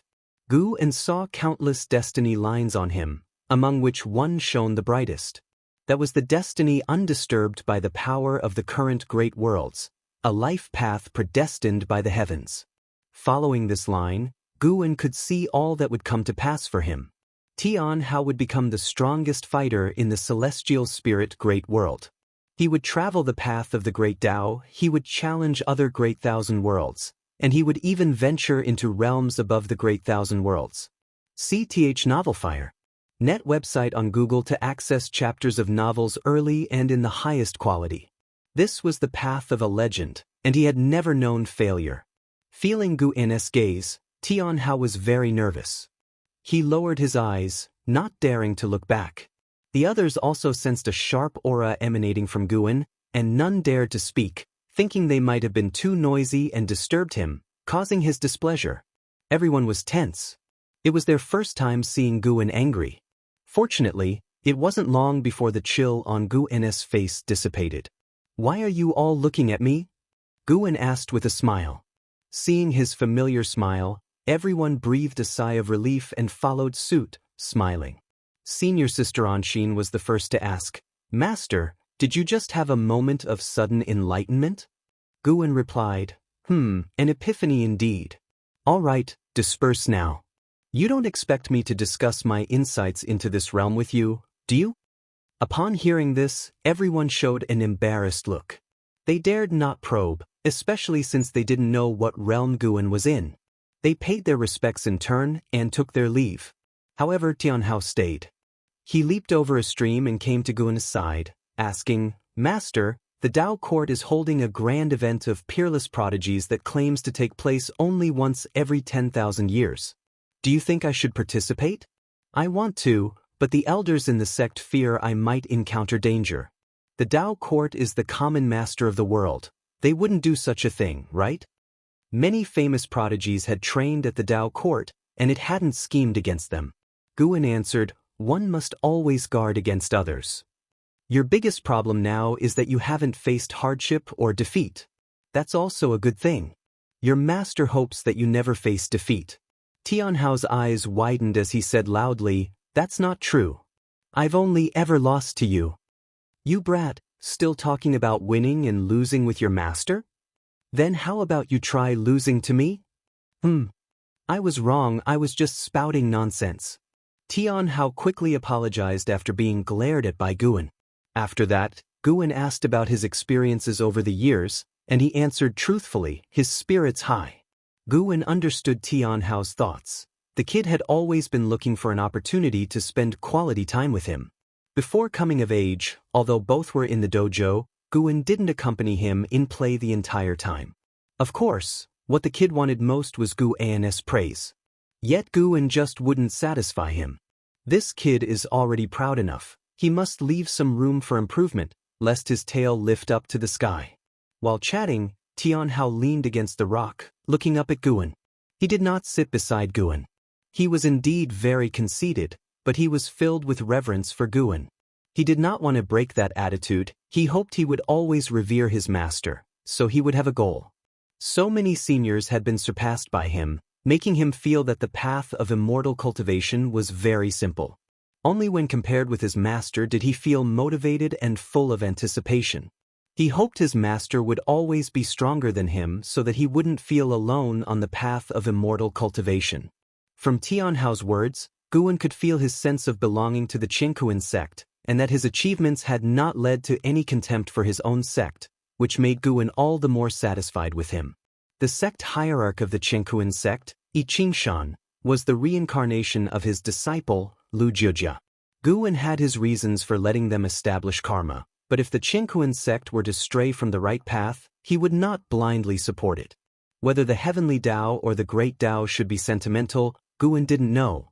He only knew he wanted to follow a path of sentiment. He didn't want to set too many rules and restrictions for himself. He would simply follow his heart. If he wanted to pity all living beings, then he would pity them. If he didn't want to get close to someone, he would keep his distance. The greatest kindness he could offer to all things was not to kill indiscriminately. By the way, Master, they told me a lot about your past. Out of the many disciples you've taken, who is your favorite? Tian Hao suddenly asked out of curiosity. Guan glanced at him and he quickly added, "Other than me." "You wish, how could it possibly be you?" Guan replied, a little irritated. Tian Hao didn't feel embarrassed, just chuckled. Guan then said, "My favorite disciple should be Hao. He was the first disciple I truly took to heart to teach, and also the first I adopted. He is just like you, born with the strongest talent." Tian Hao's eyes lit up and he asked, "Is that senior sister Angxin's brother?" He had heard Hao's name before, but the people in the dojo did not talk much about him, as if they were apprehensive. They come from the same village." Guan began to recount Hao's life. Tian Hao listened intently. This time, Guan spoke at length, which made Tian Hao feel very happy, feeling closer to his master. They talked until dusk. The sky was streaked with crimson, and the celestial vault was desolately beautiful. After hearing Hao's life story, Tian Hao's mood was hard to calm for a long time. Guan looked at Tian Hao and asked, "Where do you think you are better than Hao, and where do you fall short?" Tian Hao pondered and said, "I wouldn't abandon my kin like he did, but I don't seem to have his resolve either. He could sacrifice himself for the people of the world, but I can't do it. I would only give my all for the Qingkuan sect." Guan smiled, not judging Tian Hao's thoughts. He looked up into the twilight sky and said softly, "Hao, I gave you the name Hao indeed because of Hao. I hoped you would go further than he did. As your teacher, I won't demand anything specific from you. You may choose not to sacrifice yourself for all living beings, but never, by virtue of your own strength, wantonly bully the weak. You must realize that no one can stay strong forever." Tian Hao smiled and said, "Don't worry, Master. If you inquire at the Qingkuan sect, you will find out I never bully others.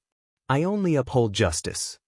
As he spoke, he raised his right hand, used his palm as a sword, and made a few gestures in the air. Only in front of Guan and the ghost mother of ephemera did he show his childlike side. To others, he was the proud, reticent senior disciple of the Qingkuan sect.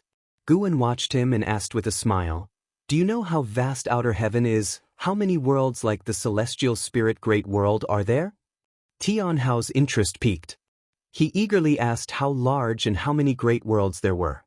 Guwen began to tell him about the existence of other great thousand worlds, as well as the most talented and fortuitous prodigies of various great worlds, which aroused his passion, his eyes brimming with fighting spirit. If you find any errors, ads pop up, ads redirect, broken links, non-standard content, etc., please let us know reports so we can fix it as soon as possible. Chapter 607, The Great Cause and Effect Steel, The Path of Power. After talking with his master for a day, Tianhao had gained a greater knowledge and developed an even bigger longing for immortal cultivation. Thereafter, he went to the Dao court with a heart full of fighting spirit. Dozens of years later, Tianhao's reputation spread throughout all the overlord-level forces in the world, and any cultivator who wasn't in some remote area had heard of his name. At the grand gathering of the ages, he overwhelmed the heroes of the world and became the unrivaled #1 talent of all time. The zenith of acclaim spurred Tianhao to cultivate even harder, and every breakthrough upon his return from the Dao court caused tremors across the world. Time flew by. 20,000 years passed in the blink of an eye. The human world presented a new pattern, and although the Dao court remained the most powerful sect, many strong Daoist lineages had emerged. If they combined forces, they had the power to overturn the Dao court. The self-proclaimed righteous Dao court never initiated war against sects or imperial dynasties, so the human world remained at peace, though only relatively peaceful from a macrocosmic perspective of heaven and earth. In the Daoist field of the beginningless, the lowest cultivation level had already reached the heaven and earth flying immortal realm. LV Xian, an Exen, blood prison great saint, and celestial demon child had all become carefree primordial immortals. As for Tianhao, he had reached the divine immortal of wondrous Dharma realm, and moreover, he was at the 9th floor of that cultivation level. Any talent paled in comparison to him, and coupled with the 3 Dao treasures gifted to him by Guwen, nobody could challenge him below the realm of Daoist Zhangzizai Immortal. Those 3 Dao treasures were 3 long spears, named Divine Punishment, Celestial Punishment, and Immortal Punishment, each containing different powers of the Great Dao. Regarding Gu An's favoritism towards Tianhao, the other disciples in the dojo had no objections. They wholeheartedly acknowledged Tianhao's talent. Even the blood prison great saint could do nothing but admire him. As 20,000 years had gone by, Tianhao was now someone they all aspired to chase after. Beneath the starry sky, atop a massive mountain peak, there sat a serene palace. Within the palace, Ji Xiaoyu was meditating on a jade platform, surrounded by wisps of gray-tinged energy, a manifestation of the power of the Great Dao. A figure appeared atop the palace. It was the Sun and Moon Nether Emperor. The Sun and Moon Nether Emperor bowed deeply and, looking up at Ji Xiaoyu, spoke, "Your Majesty, Tianhao, known as the #1 talent of the world, has come to the Yin-Yang immortal domain. He has stepped into our territory, seeking the Yin-Yang rebirth flower. He seems determined to obtain it, and with the 3 ultimate treasures in his grasp, each possessing power not inferior to heaven and earth ultimate treasures, our people cannot stop him." As he mentioned Tianhao, his expression was incredibly complicated. 20,000 years ago, he had heard rumors of a peerlessly gifted talent born in the central area of the great world. He thought those rumors were exaggerated, but having now encountered Tianhao, he realized they were no exaggeration. In fact, they might have even underestimated him. Compared to Tianhao's talent for cultivation, his talent for battle was even more prodigious. Sir the Nelfire. NT website on Google to access chapters of novels early and in the highest quality. Ji Xiaoyu slowly opened her eyes, overlooking the Sun and Moon Nether Emperor, and asked, "You mentioned earlier he came from the Qiankuan sect. What is the background of this Qiankuan sect?" The Sun and Moon Nether Emperor answered, "Strangely enough, the Qiankuan sect lacks any great power but has nurtured such an extraordinary talent. Oh, I've also heard there is an immortal protecting the sacred land of the Qiankuan sect, guarding only their homeland. I'm not sure if that's true." Hearing this, a flicker of intrigue crossed Ji Xiaoyu's eyes. She was silent for a moment, then said, "Let him advance. Allow him to reach the other domains, and there's no need to inform the other 3 emperors." The Sun and Moon Nether Emperor was surprised but asked no further questions, promptly taking his leave. Ji Xiaoyu gazed out at the starry sky, murmuring to herself, "Is it you, Tian Hao, and how you truly are formidable, always able to cultivate peerlessly distinguished talents." As she calculated with her fingers, her expression grew increasingly complex. Tian Hao's rate of cultivation was simply too mesmerizing, making her feel as if all past distinguished talents were inconsequential. At this rate, in less than 1,000,000 years, Tian Hao would become the foremost figure of this era. Perhaps even the legendary Xing Tian of the past would be but a stepping stone for him. Ji Xiaoyu took a deep breath, her gaze towards the starry sky gradually firming. Perhaps it was truly time for her to take that step. In the early morning, Guan was accompanying Shenzhen in painting, next to a waterfall, by a mountain with beautiful scenery. Shenzhen was painting a celestial spirit god vanquishing demons, while Guan painted Ji Xiaoyu meditating. Shenzhen glanced at Guan and scoffed, "It seems you really miss your third Mississippi. Why don't you go find her in reincarnation?" Guan answered, "She is not in the cycle of reincarnation." Shenzhen showed no interest in Ji Xiaoyu. Seeing Guan's response, she did not press further and instead turned to ask, "Look at my painting, does it capture the likeness of the fairy?" Her understanding of the path of cause and effect was growing stronger. Even though her cultivation level was much lower than that of the celestial spirit god, she was able to depict the celestial spirit god's past without him noticing.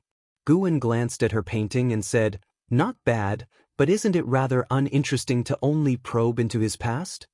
This process allows me to deepen my understanding of the great Tao. Besides, what I can see is far from boring," Shenzhen said proudly. The celestial spirit god was, in her view, second only to Guan. Unable to depict Guan, she could only paint the celestial spirit god. Guan spoke with a profound tone. "Perhaps you should create a divine skill, a skill that only you can wield." Divine skills? Shenzhen pondered thoughtfully. Her cultivation level was also that of a wandering immortal, and that was even without putting much effort into her immortal cultivation, so she grew increasingly confident, even believing that she would eventually surpass Tian Hao. Although Guan did not think she could catch up to Tian Hao, her potential indeed seemed limitless. This was not solely due to the power of cause and effect from Fairy Yaoxian, but also the great cause and effect steel used by the Emperor of Eternal Life. The great cause and effect steel stood within the river of cause and effect, a manifestation of the great Tao itself, eternally indestructible within the great Tao. The existence of the great cause and effect steel was unimaginable. With the Emperor of Eternal Lives' sacrifice, some of the steel's power had spread to Shenzhen. As she lived longer, this power became ever stronger. Guan could see through everyone's future, but Shenzhen's future was becoming increasingly obscured in his eyes, a power dissolving her cause and effect, which made him have greater expectations for her. While Shenzhen was lost in thought, Guan contemplated his own Tao. He felt it was necessary to focus on developing a second great Tao. Relying on the Daoist dominator skill, Guan had begun to glimpse the 3,000 great Tao, but that was just understanding, not mastery. He wanted to master a formidable great Tao, not as unfathomable as cause and effect, fate, or reincarnation, but rather pure strength. Like the bright sun in the sky, glorious, upright, with awe-inspiring might. The 3,000 great Tao was just a collective term. The actual number of Tao was uncertain, with Guan having glimpsed more than 3,000. He wished to choose the most vigorous among these Tao. Pure strength. After much contemplation, Guan decided on the path of power. The path of power wasn't simply about physical strength but represented all types of power at their peak. That was the path of power. To prove the Tao with power meant to prove it with great magical power, with chi power. The path of power was ubiquitous. All beings that possessed strength, that could cultivate mana, demonic power, or any other power-focused cultivation, existed because of the path of power. Guan immediately employed the lifespan projection and chose the path of power. Still consuming 1 trillion years of lifespan, various prompts wildly popped up before him. But this time was different. He suddenly saw the celestial spirit great world. Almost instantly, he sensed some changes in the celestial spirit great world. It seemed an extra person had appeared. Guan calculated with his fingers, his expression growing even more peculiar. He couldn't calculate the projected being, but he did foresee Tianhao encountering a formidable opponent in the yin-yang immortal domain, marking the first time Tianhao had failed to conquer a being of the same realm. If you find any errors, ads pop up, ads redirect, broken links, non-standard content, etc., please let us know reports so we can fix it as soon as possible.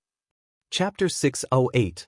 Manipulating Fate. Tianhao couldn't defeat the existence that appeared blurred in the causality deduction, but Guan could see it through his hard eye.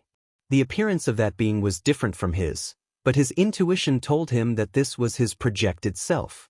After escaping Tianhao, the projected self turned around and jumped into the sea of reincarnation in the yin-yang immortal domain, entered reincarnation, and disappeared from sight. Start retracting the projected self. Start inheriting the great Dao insights. 2 prompts popped up, interrupting Guan's thoughts. He vanished from his spot and appeared at the edge of the dojo, starting to inherit the great Dao insights. It wasn't long before a disturbance occurred within the Daoist field of the beginningless, alarming everyone. Since such an event had occurred before, the dojo disciples merely glanced in the direction of Guan and then continued to cultivate, not bothering Guan. Under the starry sky, clad in golden robes, Tianhao stood by the sea, staring at the dark waves ahead, his brow furrowed in thought. A figure descended from the sky and landed beside him. It was the Sun and Moon Nether Emperor. The two had had many dealings and shared a decent camaraderie. "Are you still thinking about that person?" the Sun and Moon Nether Emperor asked. Tianhao took a deep breath, looked ahead and said, "Yes, I felt pressure from someone of the same realm for the first time." The Sun and Moon Nether Emperor consoled. "Even if it's the same realm, he must be much older than you, and he didn't defeat you, so why bother?" In his opinion, Tianhao already had the greatest talent. He had witnessed the previous battle. The opponent was indeed fearsome, but Tianhao didn't lose. It was just hard to determine who was better. Their encounter made the Sun and Moon Nether Emperor question life. The battle of the divine immortal of wondrous Dharma had even a divine thought-true immortal like him terrified. Had this genius from the old era been outclassed? He felt that Tianhao would surpass him sooner rather than later, and much quicker than he had anticipated. "I can't let it go, I feel excited." In recalling his combat techniques, he didn't use many divine skills or spells, he simply countered me with pure mana and chi power. Truly a display of one force breaks 10,000 laws. Tianhao sincerely remarked, feeling very exhilarated. Indeed, Master was right, never underestimate the world, you never know where a strong contender with great fortune might emerge. His talent might truly be the best, but he had lived too short a life and still needed to continuously strengthen his Daoist techniques. Hearing Tianhao's words, the Sun and Moon Nether Emperor opened his mouth, not knowing what to say, unable to grasp Tianhao's thoughts. "What are your plans next?" "You got what you wanted?" the Sun and Moon Nether Emperor asked. Facing a genius like Tianhao, he chose to make a strong connection, having a premonition that this connection might save his life one day. Tianhao withdrew his gaze, looked at the Sun and Moon Nether Emperor, and smiled. "In planning to go back. Not being able to sweep through the same realm shows that my combat ability is not enough. I will go into seclusion to cultivate for a while before venturing out again. If you ever come to the 9-spirit continent, seek me out. I won't let you down." The Sun and Moon Nether Emperor showed a smile. Getting such a promise from Tianhao was all he wanted. It at least proved that Tianhao was still willing to maintain their friendship. Then Tianhao bowed to the Sun and Moon Nether Emperor and transformed into a beam of extreme light, leaping up and quickly vanishing into the horizon. The Sun and Moon Nether Emperor watched his departing figure, a look of envy on his face. Living for so many years, he had never been as free as Tianhao. A cultivator should be like this, roaming the heavens and earth, unbound. Immediately after, the Sun and Moon Nether Emperor let out a self-deprecating laugh. The reason he was bound by the yin-yang immortal domain was not because of his talent, but because he needed the power of the immortal domain to gather cultivation resources. He used to think his cultivation speed was fast, but now it felt slow. He earnestly wanted to reach the free immortal realm. He now harbored a ridiculous guess. He felt that Tianhao might reach the free immortal realm faster than him. After a while, a figure landed beside the Sun and Moon Nether Emperor, a mysterious cultivator enveloped in black mist, who said in a deep voice, "Emperor, His Majesty has left." She said she would head to outer heaven to pursue the great Tao, leaving you to lead the reincarnation domain. The Sun and Moon Nether Emperor's thoughts were interrupted, and upon hearing this, he couldn't help but be astonished. Go to outer heaven to pursue the great Tao? Inside the Daoist field of the beginningless. Guwen opened his eyes, his gaze filled with a forceful presence. He had completed inheriting the 3000's projected selves' insights on the path of power. He underwent a transformation, with his chi power and mana rapidly strengthening, a strengthening that required no absorption of spiritual energy but was aided by the invisible and colorless path of power.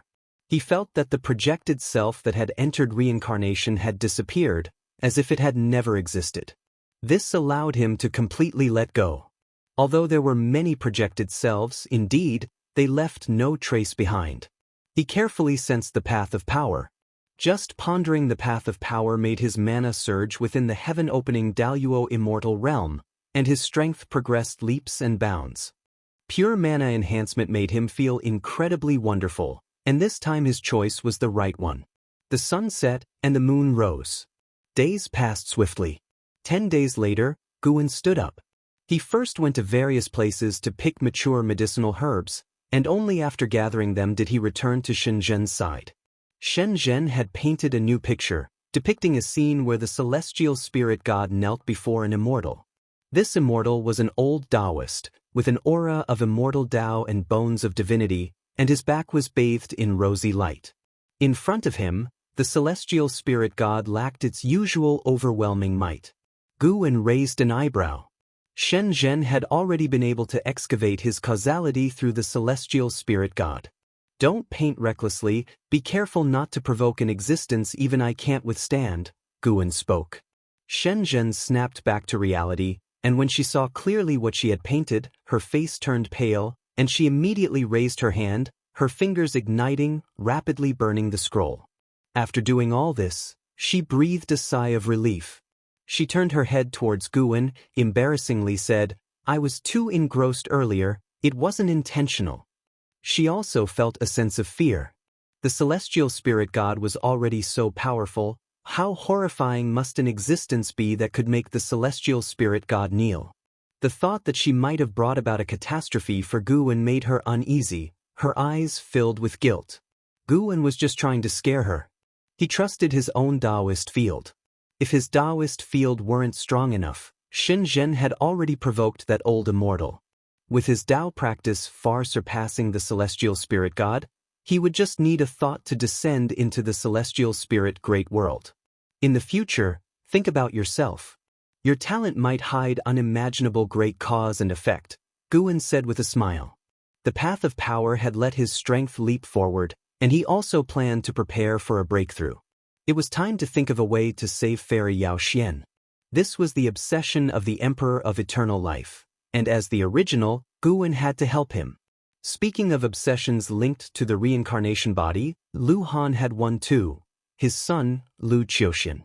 The obsession of the Black Profound Emperor was his senior sister, Fairy Bai Xian. Guwen didn't want to create too deep a cause and effect with these people. The Long family was already troublesome enough, but he could secretly aid them. Consider it as repaying them for their lifelong companionship. My great cause and effect? Shenzhen fell into deep thought. Seeing her lose herself once again, Guwen shook his head in amusement. It wasn't necessarily good to be too easily enlightened. Guwen sat down and continued painting. He felt that Ji Xiaoyu had left the celestial spirit great world, but he did not stop his brush. He had long seen Ji Xiaoyu's future. After many trials and tribulations, Ji Xiaoyu would descend into other great thousand worlds, thus welcoming more opportunities. Her choice was right, she would go further in the future. Unfortunately, it was just further. Guwen had seen the end of her life, she would die in a struggle. He was not worried. When the time came, he would act. Peering into destiny did not make Guan feel desolate towards everything because he was not only able to peer but also to change and even manipulate. Beings of lower realms could not detect this manipulation and would only sink in fate. One stick of incense later, Guan completed his painting of Ji Xiaoyu. He saw Shenzhen still in a self-forgetting state, so he couldn't help but turn his gaze towards other worlds. Zhang Buku was temporarily safe, and in the long years to come, his power would grow continuously until he became the demon emperor of the Tai's great world. Compared to him, Guan was more concerned about another person. That was Zhu Xi, the former lord of the Holy Court, Saint Heaven reincarnation.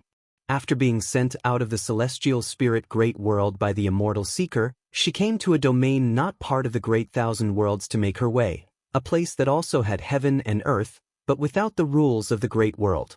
Guan had only recently in the last 10,000 years caught track of Zhu Xi. At this moment, she was making her way through an ancient secret realm, said to be the dojo of a Daoist emperor, filled with mechanisms and its own world. Sir the Novel Fire. Net website on Google to access chapters of novels early and in the highest quality. This Daoist emperor made Guan feel familiar. Emperor Ziwei. This emperor had appeared in the life of the Black Profound Emperor and was the strongest in talent he had ever encountered. Now recalling it, Guan felt that this Emperor Ziwei was very extraordinary. If you find any errors, ads pop up, ads redirect, broken links, non-standard content, etc., please let us know reports so we can fix it as soon as possible. Chapter 609. Stealing Heaven. Immortal Sect and Emperors. Under the Black Night, ghostly figures in white robes drifted across the hills and fields, their forms ethereal, like phantoms, making not a sound. Amidst the forest, Zhu Xi took in this spectacle, her eyebrows tightly furrowed.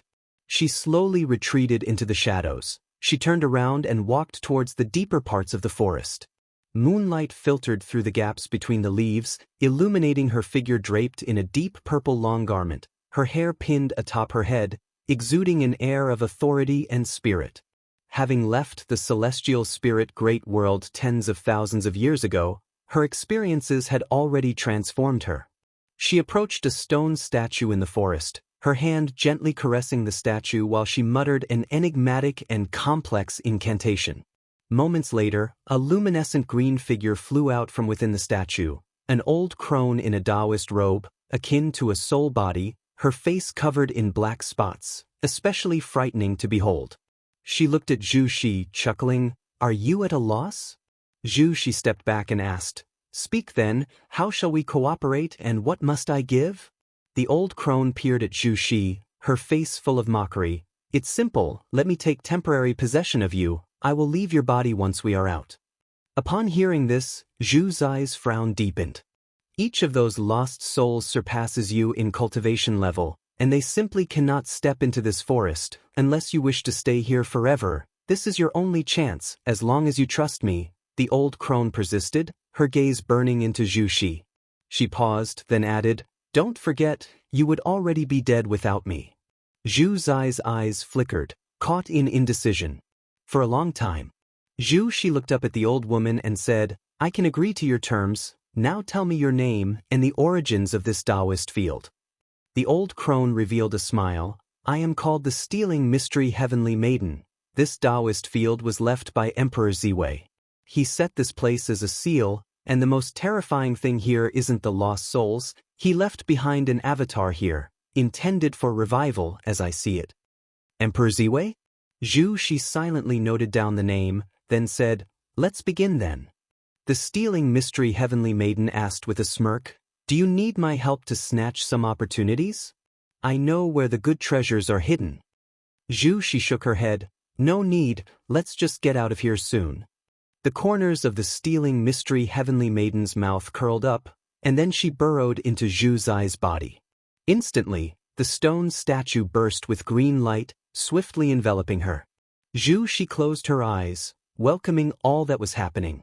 Guan, in the Daoist field of the beginningless far away, raised his eyebrows slightly. This Stealing Mystery Heavenly Maiden came from the Stealing Heaven Immortal sect. The Stealing Heaven Immortal sect belonged to the Emperor of Eternal Life. Although he was not the founder, the Emperor of Eternal Life had left his mark within the karma and destiny of the Stealing Heaven Immortal sect. Gu An's ability to cultivate the Immortal Emperor's eye was due to the inheritance left by a former sect hierarch of the Stealing Heaven Immortal sect. The Immortal Emperor's eye had boundless mystical uses, and at the very least, his Immortal Emperor's eye divine power could reverse everything. Guan could feel that a part of Stealing Mystery Heavenly Maiden's karma belonged to the Emperor of Eternal Life. Before leaving the Stealing Heaven Immortal sect, the Emperor of Eternal Life left behind many inheritances, and Stealing Mystery Heavenly Maiden had received one. Could it be that all the lost souls in this Daoist field were from the Stealing Heaven Immortal sect? And there was no knowledge if the profound demon emperor was still safe? For that existence who had always aided the Emperor of Eternal Life, Gu An had a profound impression. The profound demon emperor could be said to be the most loyal disciple of the Stealing Heaven Immortal sect, spending his whole life trying to restore it. Speaking of which, since the Stealing Heaven Immortal sect defended the Celestial Court, they could only flee all over, and now being suppressed here by Emperor Ziwei, could it be the will of the Celestial Court? Gu An remembered Emperor Ziwei bore an uncanny resemblance to Emperor Ziwei. Emperor Ziwei was the master of the Immortal Palace when the Celestial Spirit God and the Celestial Spirit Immortal Venerable met, a god of the Celestial Court. CTH Novel Fire. Net website on Google to access chapters of novels early and in the highest quality. Gu An continued to observe Zhu Zai's actions. In his memory, Zhu Shi was very cautious, and he didn't think she would normally leave her destiny in the hands of others. After being possessed by the Stealing Mystery Heavenly Maiden, Zhu Shi utilized a unique secret technique to quietly leave the forest. Along the way, she encountered many lost souls, all very powerful, some even of the golden immortal rank, but none noticed her. In the blink of an eye, time shifted to noon the next day, and Shenzhen finally woke up. Gu An stood up, not bothering to ask what she had realized, but left after dropping these words, "Don't be so fixated all the time. Sometimes, taking a break for a while can be more helpful." By the time Shenzhen came to her senses, she could no longer see his figure. "Indeed, I seem to have become quite obsessed lately, always trying to pursue enlightenment. It appears I've been stimulated by that kid Tian Hao," Shenzhen murmured to herself as she stood up to tidy up the easel. Her mood was still fairly good. Although she hadn't made any breakthroughs, she had all the time in the world to comprehend it. In the Daoist field of the beginningless, she never had to worry about danger and felt as if time was extraordinarily lengthy. As she was wondering whether to write a book or go shopping at the Qingkuan sect, Zhu Shi was in the midst of a life-and-death battle.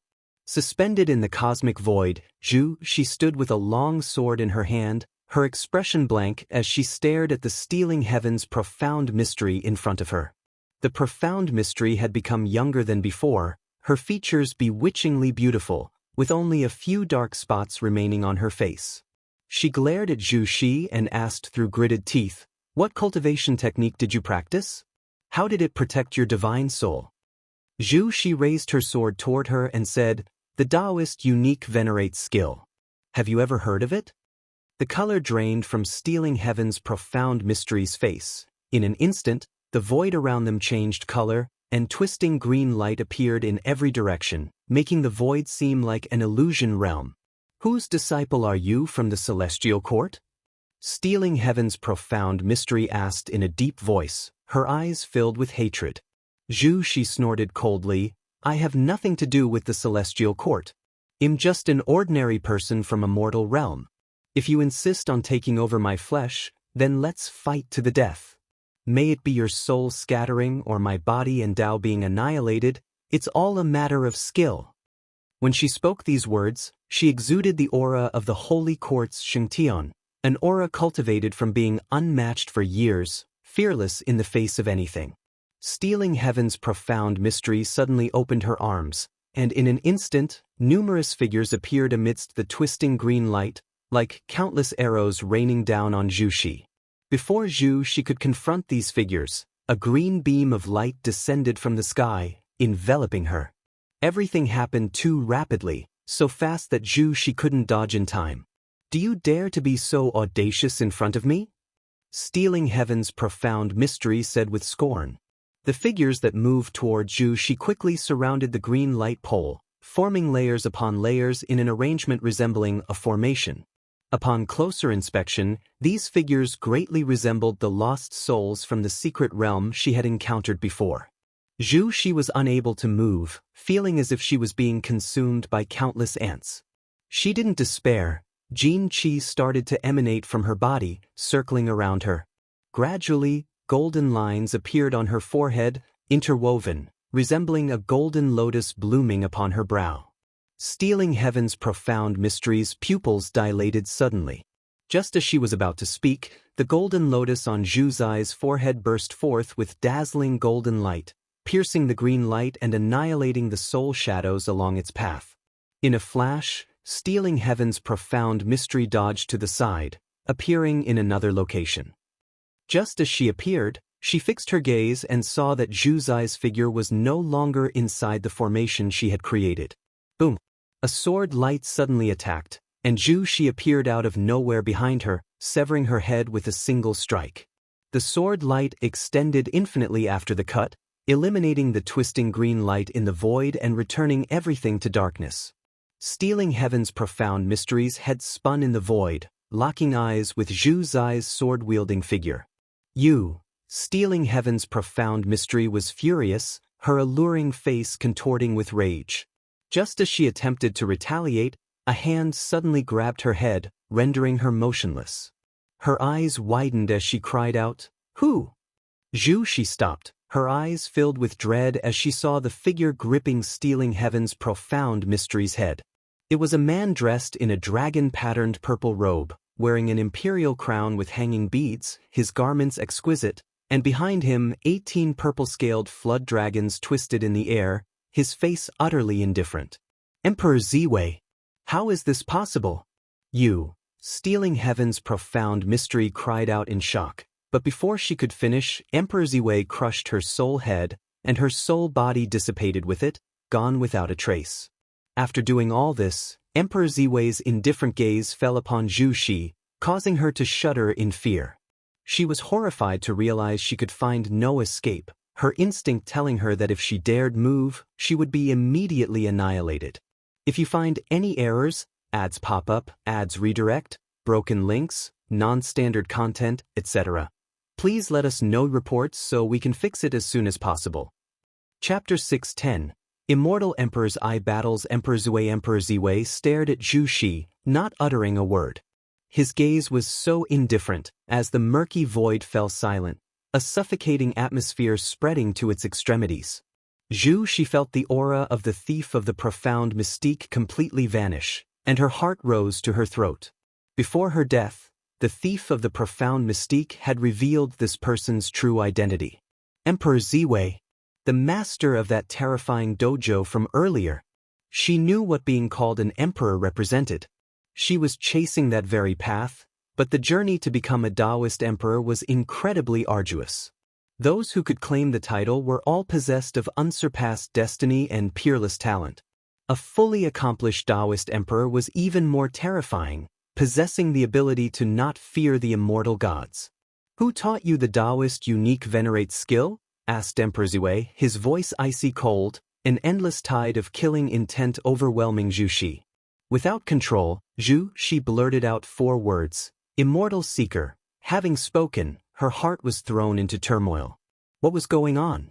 Why couldn't she restrain herself from speaking the truth? Emperor Ziwei narrowed his eyes, murmuring to himself, "It's him, as unsettled as ever." He continued asking Zhu Shi, "Besides him, do you have another master? What is his name?" He could sense that the Immortal Seeker's influence on Zhu Shi wasn't significant, and Zhu Shi was burdened with even greater karma. Zhu Zai's complexion changed dramatically. She opened her mouth, trying with all her might to suppress the urge to speak, but she couldn't hold it back. "Yes, he is Gu." Zhu Zai's voice suddenly stopped, as she felt the bindings around her disappear. She reacted swiftly, turning to flee. Her speed was incredible, covering an immense distance in the blink of an eye. However, no matter where she flew in the void, The surroundings looked extremely similar, as if she hadn't moved at all.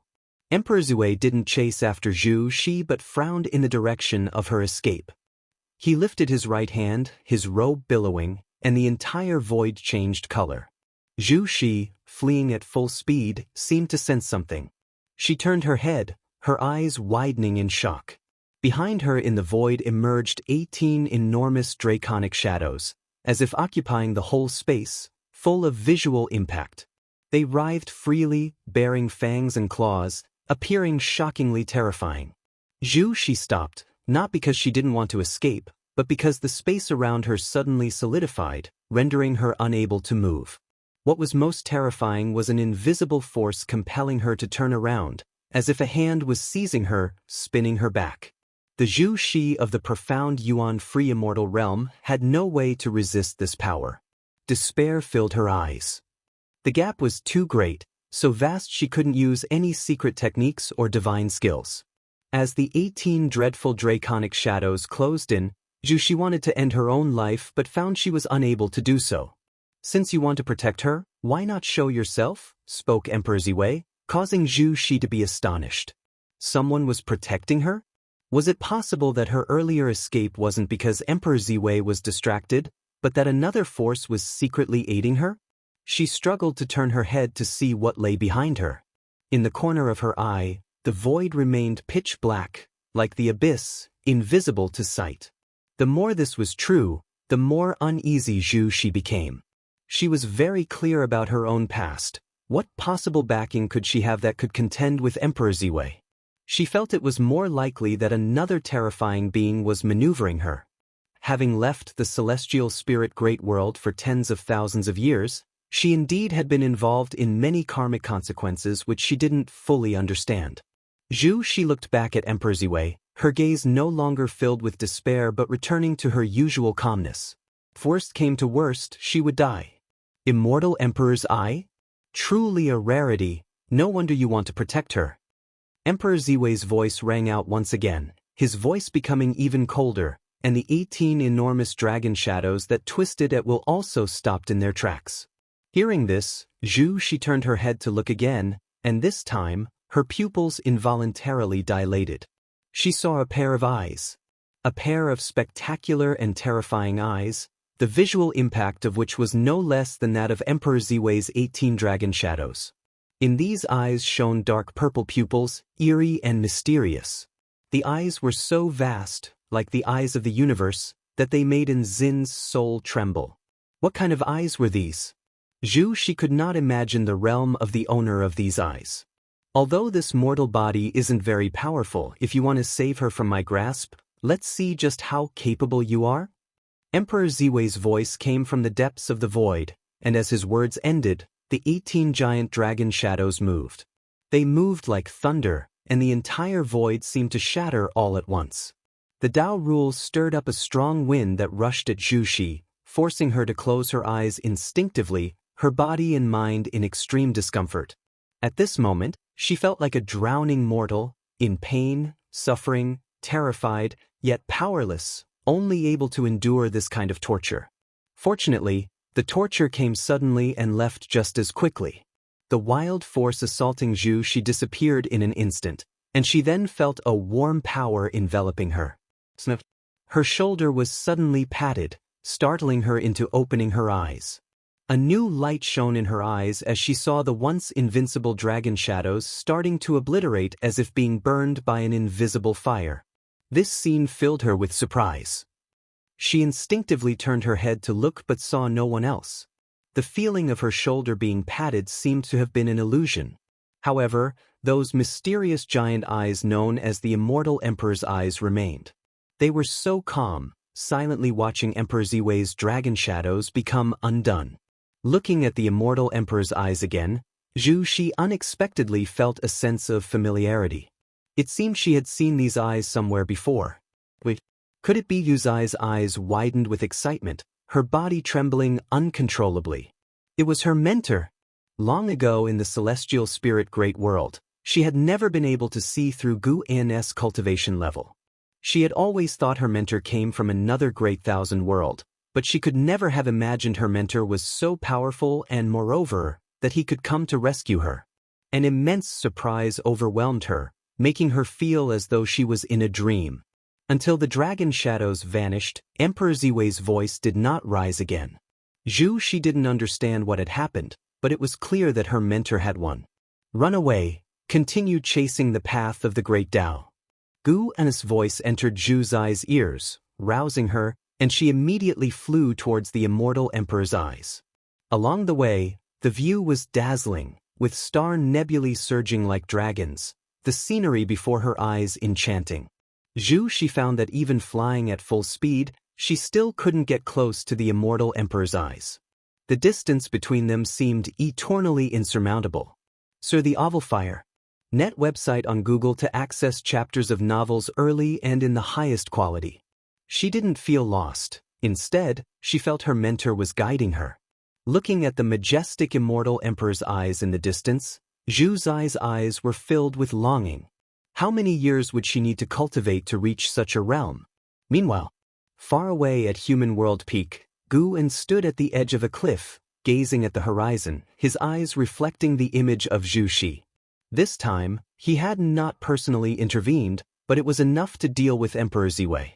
This Emperor Ziwei, although not the true form, possessed the cultivation level of the balancing heaven golden immortal realm perfection, even more powerful than the celestial spirit god. Regrettably, defeating Emperor Ziwei did not grant him lifespan, leading him to speculate more about Emperor Ziwei. If you find any errors, ads pop up, ads redirect, broken links, non-standard content, etc., please let us know reports so we can fix it as soon as possible. Chapter 611, Golden Extreme God Gu An watched Zhu Xi leave through the void, using his own Tao intent to carve a path for her that crossed the universe.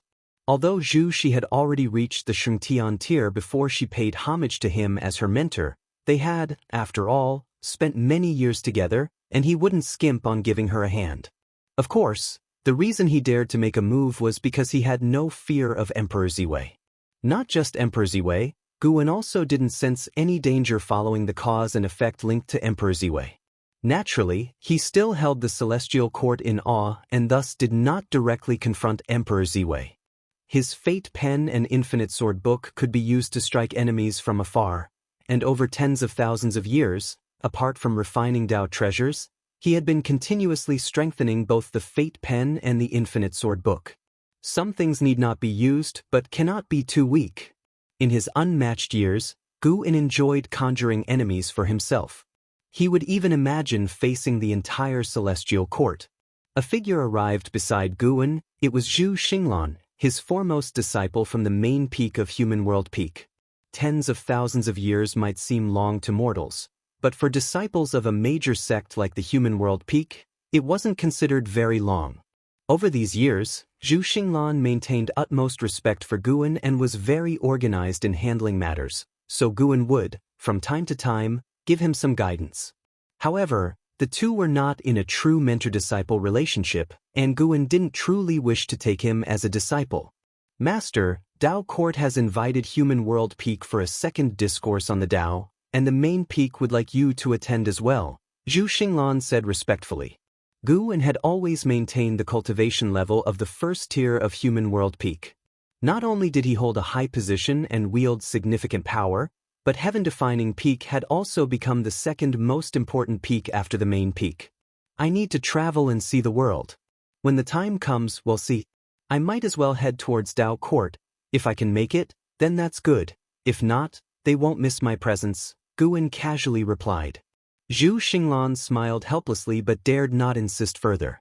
After all these years, Gu An was always like this, free from any mercenary interests.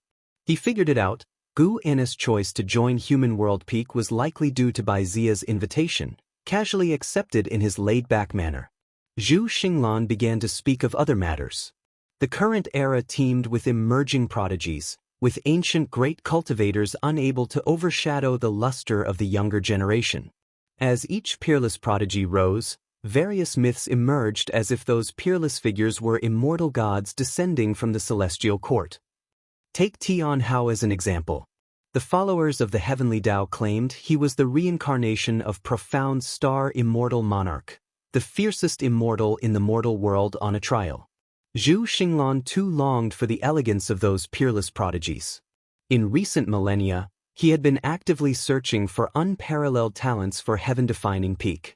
Unfortunately, he found many talented individuals, but none could compare with the first-rate talents of the world. Guan merely listened, not really interested in cultivating peerless prodigies for human world peak. Once she was completely safe, he retracted his thoughts and headed down the mountain, with Zhu Xinglan keeping him company, eager to chat more. Even after tens of thousands of years, Zhu Xinglan still had no clue about Guan's origins. Before joining human world peak, from which sect had Guan come? This remained a curiosity for him. It was precisely this curiosity that made him look forward to Guan, hoping Guan would bring surprises to human world peak. Unfortunately, he was once again disappointed. After spending half a day at human world peak, Guan returned to Daoist field of the beginningless. Deep in the universe, at the world gate. Seated in meditation before the world gate, the celestial spirit god suddenly opened his eyes and stood up, facing the gate. The world gate burst forth with a blinding light, and an immense celestial Tao aura flowed forth like dispersing fog, mighty and overwhelming. Amidst the vast celestial Tao flame, a figure stepped out from within the world gate. It was a towering figure clad in golden armor, his presence no weaker than the celestial spirit god. The armor he wore contrasted starkly with the celestial spirit god's silver armor, and the light emitted by both was equally brilliant, locked in a standoff. "It's been a long time, celestial spirit god," the man in golden armor stopped in his tracks. He stood before the world gate, looking at the celestial spirit god, and spoke with a voice like rolling thunder, causing the surrounding celestial Tao flame to tremble. The celestial spirit god wore an expressionless face and asked, "Golden extreme god, why do you leave the great thousand world you guard to come to mine?" The golden extreme god lifted his right hand, revealing a golden token in his palm with two characters engraved. Profound residence. The gaze of the celestial spirit god remained unchanged as he continued, "The profound star immortal monarch is really quite audacious." The golden extreme god snorted coldly, "That's none of your concern, and even your former master, Emperor Ziwei, has no right to pry into the affairs of an immortal monarch." The celestial spirit god fell silent for a moment, then slowly turned aside to make way for the golden extreme god. The golden extreme god stepped forward, passing by the celestial spirit god, where gold and silver lights merged and flames surged. After walking 10 steps forward, the golden extreme god halted, slightly tilted his head, and glanced at the celestial spirit god from the corner of his eye. "The immortal monarch appreciates you. Back in the immortal palace of Emperor Ziwei, he saw that your potential was far beyond that of a celestial god, and you could go much farther. Once this matter is settled, I shall ascend to be a celestial Tao star monarch, and you will still have a chance to consider it. When I return here, I expect an answer from you." CTH Novelier. NT website on Google to access chapters of novels early and in the highest quality. With that, he vanished into thin air, leaving behind only strands of golden flames drifting away. The celestial spirit god watched the direction the golden extreme god had left, a look of contempt flickering in his eyes, then returned to his meditation spot. Time flowed like a gentle stream, 100 years passed as swiftly as a single day. Inside the Daoist field of the beginningless.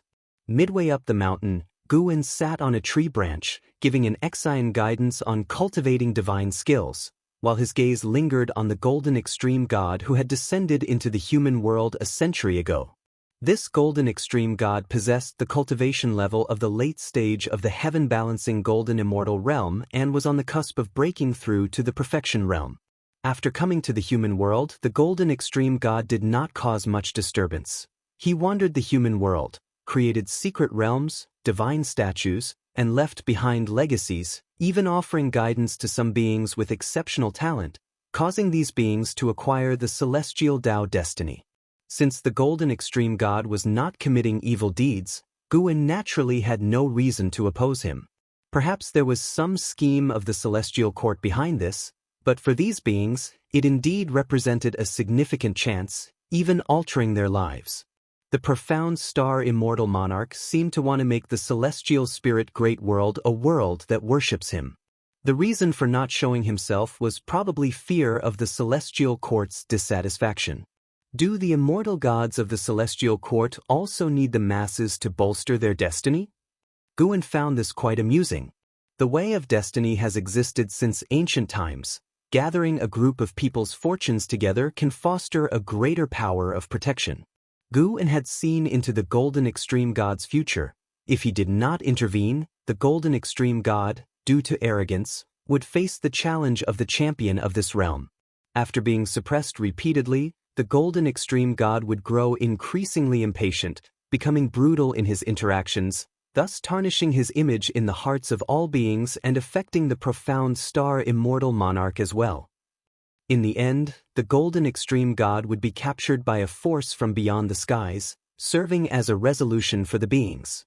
The Golden Extreme God, Emperor Ziwei, profound star immortal monarch, Guan felt the mystique of the celestial court gradually revealing itself to him, yet he still couldn't fathom just how powerful the celestial court truly was. He sensed that celestial gods like the Celestial Spirit God and the Golden Extreme God must be at the lowest tier of the celestial Dao immortal position. For a universe like the Celestial Spirit Great World to be controlled by the lowest tier immortal God, even if the 3,000 great worlds joined forces, they would pose no threat to the celestial court. Master, why is this calamity absolute I so difficult to practice? Is it part of the way of destiny or the way of cause and effect? And Xin's voice came from below, drawing Guan to turn and look at her. Guan replied, "It will become whichever great Dao you want it to be." What he taught was not only the calamity absolute I, but also the methods of cultivating the immortal emperor's I, to see whether an Xian could successfully practice them. If you find any errors, ads pop up, ads redirect, broken links, non-standard content, etc., please let us know reports so we can fix it as soon as possible. Chapter 6:12. Tianhao's Destiny. The rise of the immortal emperor's I and Xen had taken a profound interest in the calamity absolute I since she began cultivating it. She believed that the divine power had infinite mystical uses, not just limited to calamities, and she cherished the opportunity to be mentored individually by Guan Gu and felt that an Xian indeed held the potential to master the immortal emperor's I. He chose to impart the immortal emperor's I only to an Xen because her comprehension was continuously improving at a pace unmatched by others. She was growing into another and how. While Guan watched the Golden Extreme God instructing the geniuses of the human world, he preached to an Xen, helping her to better enter the state of enlightenment required for the immortal emperor's I. At the same time, he pondered when to make his breakthrough. For his next breakthrough, he planned not to enhance his Daoist technique, but to advance directly. Why bother enhancing the Daoist technique first when he already felt quite powerful, having recently comprehended the path of power, strengthening his methods for crossing the tribulation? Indeed, either method would consume a vast lifespan, and he could not judge which was better.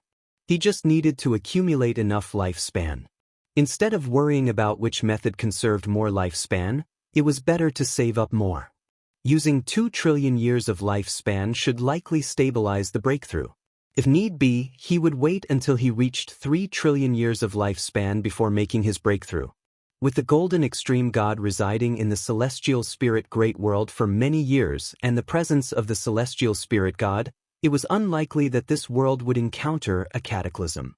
Currently, the Celestial Spirit Great World did not need Guan's protection. The profound star immortal monarch hidden in the shadows would also devise ways to protect this realm. A spring breeze fluttered past, drifting a tender green leaf over Nzin's head as she opened her eyes and pondered, her pupils shimmering with a strange light. The passage of time left no mark in her eyes. Seas had become mulberry fields, and the stars had shifted. Another myriad years passed. This year, just after the new year, an Xen still resided midway up the mountain cultivating the immortal emperor's I. Her cultivation level remained at the carefree primordial immortal realm. No one in the Daoist field of the beginningless had yet crossed this major realm, but the number of disciples reaching the carefree primordial immortal realm was increasing. As for Tianhao, he was not counted among those in the dojo since he always went out for experiential training. After 10,000 years of intensive research, an Xen finally developed her own understanding of the immortal Emperor's Eye.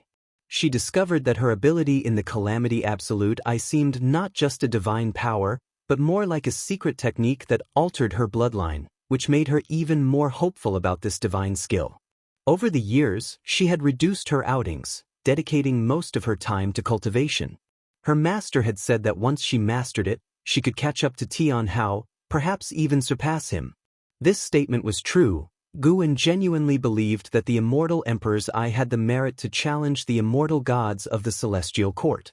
The profound demon emperor had once said that if the immortal Emperor's Eye were fully developed, the celestial court would surely take notice, indicating their fear of its power.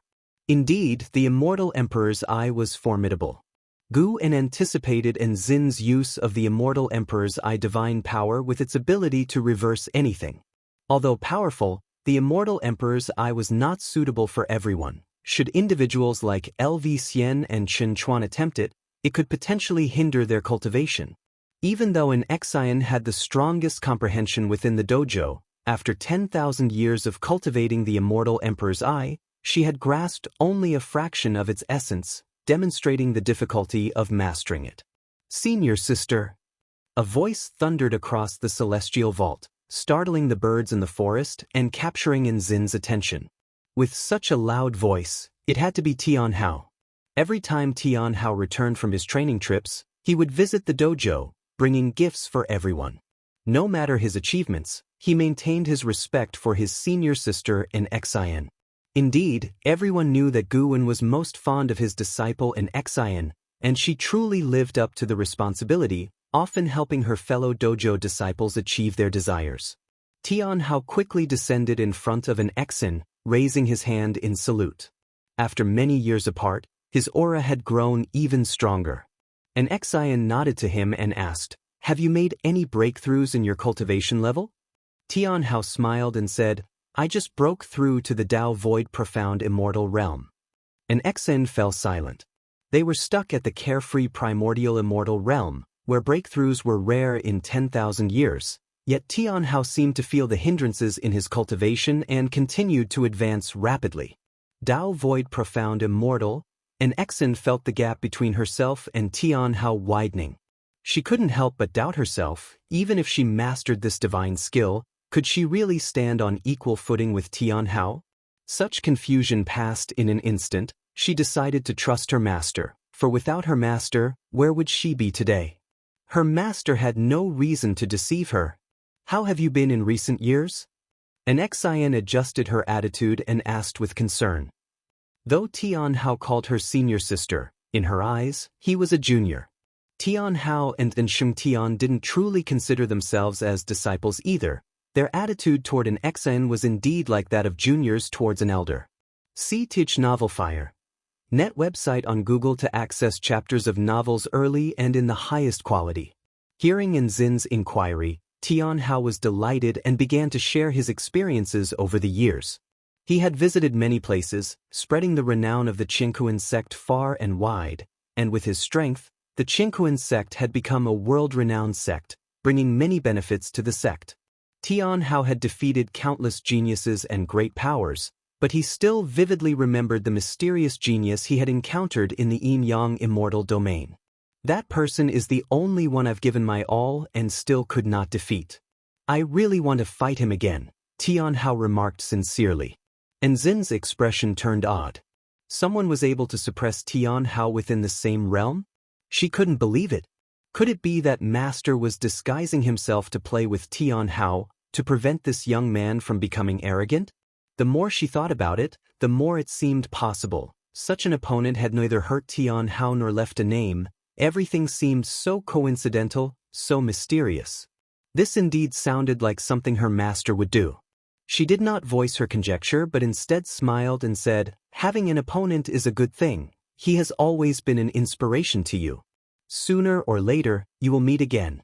What you need to do is maintain your cultivation attitude before then and not give yourself reasons for regret. Tian Hao nodded, then smiled and said, if you and the others also ventured out with the Dao treasures in your hands, you could certainly make a great name for yourselves. He had always been puzzled by one thing. Why did the master only allow him to go out for training? Chen Chuan and Sheng Tian had expressed their envy in private more than once. An Xen shook her head and said, we would not venture out, we will always accompany the master. Accompany? Tian Hao was even more confused. The master often went out too. He didn't dare to discuss the master and quickly changed the subject. The two talked for a while longer. Tian Hao then took out the prepared gift and bid farewell. An Xian played with the jade hairpin given by Tian Hao, squinting her eyes as she watched his departing figure. An Xen was surprised inwardly. She saw a peculiar kind of destiny around Tian Hao, entwining him like a dragon, radiating scorching light. What was that destiny? Curious, an Xian pondered. Then, her face showed delight. She raised her hand to touch her eyes, feeling a mysterious power surging within them. If you find any errors, ads pop up, ads redirect, broken links, non-standard content, etc., please let us know reports so we can fix it as soon as possible. Chapter 613, Hongmeng Great World Reuniting with Tian Hao. An Xian unexpectedly felt the power of the immortal emperor's eye. She closed her eyes, deeply immersing herself in understanding. Far away, within the Qingkuan sect, drinking, Guan also sensed the occurrence. Perception between immortal emperor's eyes was exceptionally sharp. He felt both relieved and curious. Could it be the destiny of innate immortal gods that stimulates the immortal emperor's eye? Could the immortal emperor's eye be the pathway to innate immortal gods? Is this also why the celestial court fears the immortal emperor's eye? Guan speculated thus, but he couldn't be sure. After all, he hadn't yet seen the celestial court. Brother Gu, what are you thinking about? Why aren't you drinking? The cultivator sitting opposite Guan asked with a smile. He was a good friend Guan had made in the Qingkuan sect in recent years, named Guanqiu. The two were fair-weather friends, not concerns for each other's cultivation progress. If they met, they would simply enjoy wine and meat, and chat about the pleasures of life. Guanqiu's appearance wasn't handsome, but his cheerful personality, combined with his bright smile, easily closed the distance with others. Guan revealed a smile, saying, I was just wondering when the geishas you spoke of would appear in the city. Guanqiu laughed, shaking his head in amusement. This is the Qingkuan sect, how could there be such a place of song and dance? If you're interested, it'll take you to the imperial city later, where the noble officials of the human world know how to enjoy. The two chatted on this topic for quite some time. Eventually, Guanqiu was the first to stand up and say goodbye, lamenting, I've got to go out on another mission, to alleviate suffering and difficulty. I fear it may be years before I can return. He was just an ordinary lower-level disciple of the Qingkuan sect, so for him, a few years was quite long. Guan offered him a blessing, then watched him depart. When Guanqiu had left, Guan drank alone, his gaze passing through the window, appreciating the scenery on the street. Even within a major sect like the Qingkuan sect, cultivators of all realms were striving for their own destiny. Guan had already seen, while drinking, that Guanqiu would encounter hardships on his journey, even be tortured by demon cultivators to the point of preferring death, but he did not intervene. Guanqiu would meet the golden extreme god during the most desperate moment of his life, marking a turning point. The drinking buddies Guan had made in the Qingkuan sect long exceeded 10,000. Many had entered reincarnation, and others had forgotten him. Among these friends, Guanqiu was very ordinary, but due to the arrival of the golden extreme god, he would embark on an extraordinary legendary path. Brother Guan, while the path ahead is perilous, the night will always pass. Guan picked up a bowl of wine, muttering to himself before tossing it down the building. This action signified the end of their cause and effect relationship. It wasn't that Guan intentionally wanted to sever ties. Rather, Guanqiu would no longer be his drinking buddy, and he wouldn't retain his current radiant smile. Who's there? Why are you throwing wine downstairs? A beautiful female disciple shouted angrily, covering her head. Looking up, but no longer able to see Gu An's figure. The cultivators passing by on the street glanced at her, yet no one approached to strike up a conversation. Elsewhere, Gu An walked through the forest, humming a tune, and started his lifespan breakthrough as he walked. It was time to break through. As the thought settled, a series of prompts popped up before his eyes. You have initiated the lifespan breakthrough function. Based on your current realm, the following breakthrough locations are selected for you: 1. Path of the Great Tao, 2. Fallen Divine Realm, 3. Abyss Tao Sea, 4. Celestial Extreme 9 Heavens, 5. Tao Origin Ancestor Tree, 6. Ling Mountain, 7. Taiching Deep Realm, 8. Misty Immortal Court, 9. Hongmeng Great World. Most of the place names had appeared before. It was a good thing that the desperate celestial tomb hadn't. At least Gu An wouldn't be entangled in sin anymore. Looking at Ling Mountain and the Misty Immortal Court, Gu An felt a bit hesitant. Should he represent the Emperor of Eternal Life and revisit his old haunts? Forget it. After becoming the sect hierarch of the Stealing Heaven Immortal sect, the Emperor of Eternal Life might have already caught the attention of the Celestial Court. It was not worth the risk. CTH Nelfer. Net website on Google to access chapters of novels early and in the highest quality. Gu An's attention was drawn to the Hongmeng Great World. The two characters Hongmeng were evidently not simple. In the myths of Wuxia from his previous life, Hongmeng represented the ancient. It represented the starting point of everything. There was even a saying that Hongmeng existed before chaos. Why not go there? Gu An hesitated for a moment, then made a decision. To teleport to the Hongmeng Great World, it will require 10 billion years of lifespan. Do you wish to proceed? 10 trillion years of lifespan to Gu An now was hardly anything to consider. He agreed without hesitation. Immediately following was the familiar sense of discomfort, causing him to close his eyes, deprived of his senses. After a while, his senses returned, and he opened his eyes. What entered his vision was a vast and boundless universe, filled with a faint purple haze, where he could see stars, continents, and spectacular nebulae like no other. He immediately activated his lifespan barrier, then resumed observing the Hongmeng Great World. Once the lifespan barrier was up, his heart was completely at ease. At a glance, the universe seemed boundless. Even as a heaven-opening Daoist immortal like him, he couldn't see the end in one look. This place's stars and continents showed no signs of life. Everything seemed dead and silent. Could this be a desolate great thousand world? Gu An thought curiously, but feeling the spiritual energy drifting in the universe, he believed that with such spiritual energy, life should have been nurtured. The Tao rules here were very intact and even richer. It was the place with the densest Tao rules among all the worlds he had been to. Being born in such a universe, when a living being first gained spiritual intelligence, the power it possessed would be at a height unattainable by all beings in the celestial spirit great world in their whole lives. After watching for a long time and not seeing any living beings, he gave up and then summoned his attribute panel. Name, Gu An, lifespan, 82, 002/2, 014, 000, 089, 137. Physique, primordial reincarnation, undying body.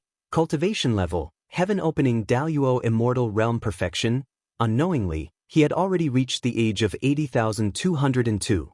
Recalling the past, he felt somewhat emotional. Could those old friends from the Supreme Sect have imagined that he would reach such heights in his cultivation today? 2 trillion years of lifespan was Gu An's confidence for a breakthrough. He immediately invested lifespan into his cultivation level, starting with 10 trillion years of lifespan.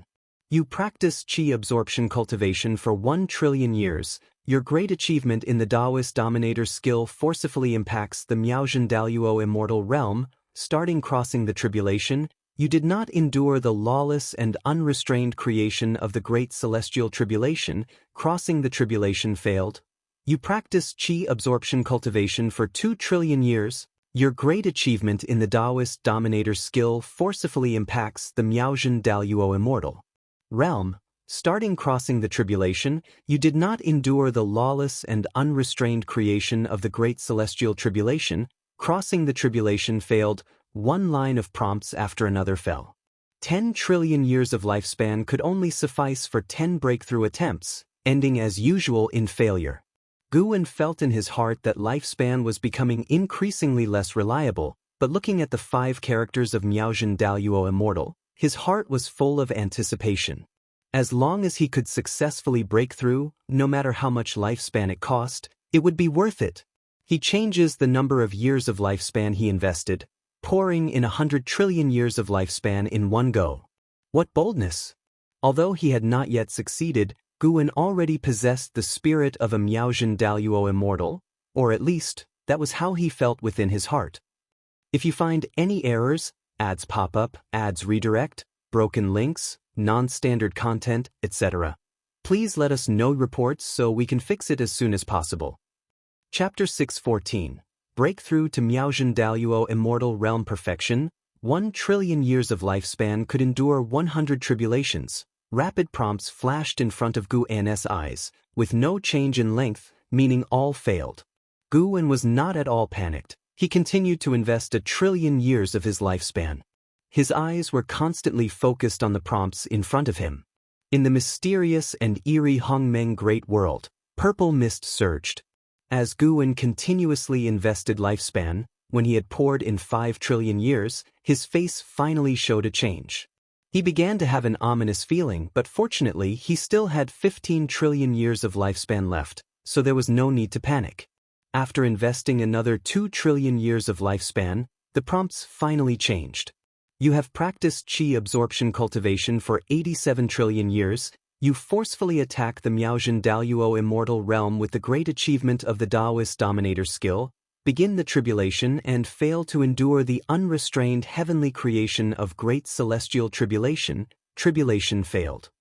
You have practiced qi absorption cultivation for 88 trillion years. You forcefully attack the Miaozhen Daoyuo Immortal Realm with the great achievement of the Daoist Dominator skill, begin the tribulation and endure the unrestrained heavenly creation of great celestial tribulation, tribulation succeeded, your cultivation level breaks through to the early stage of Miaozhen Daoyuo Immortal Realm.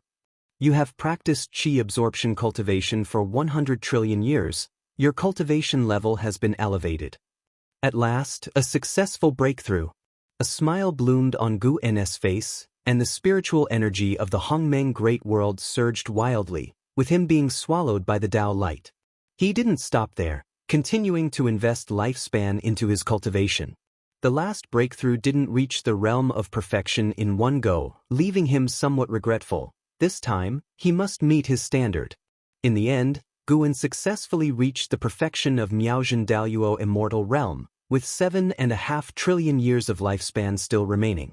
Guwen closed his eyes contentedly, immersing himself in the fortune brought by Miaozhen Daoyuo Immortal.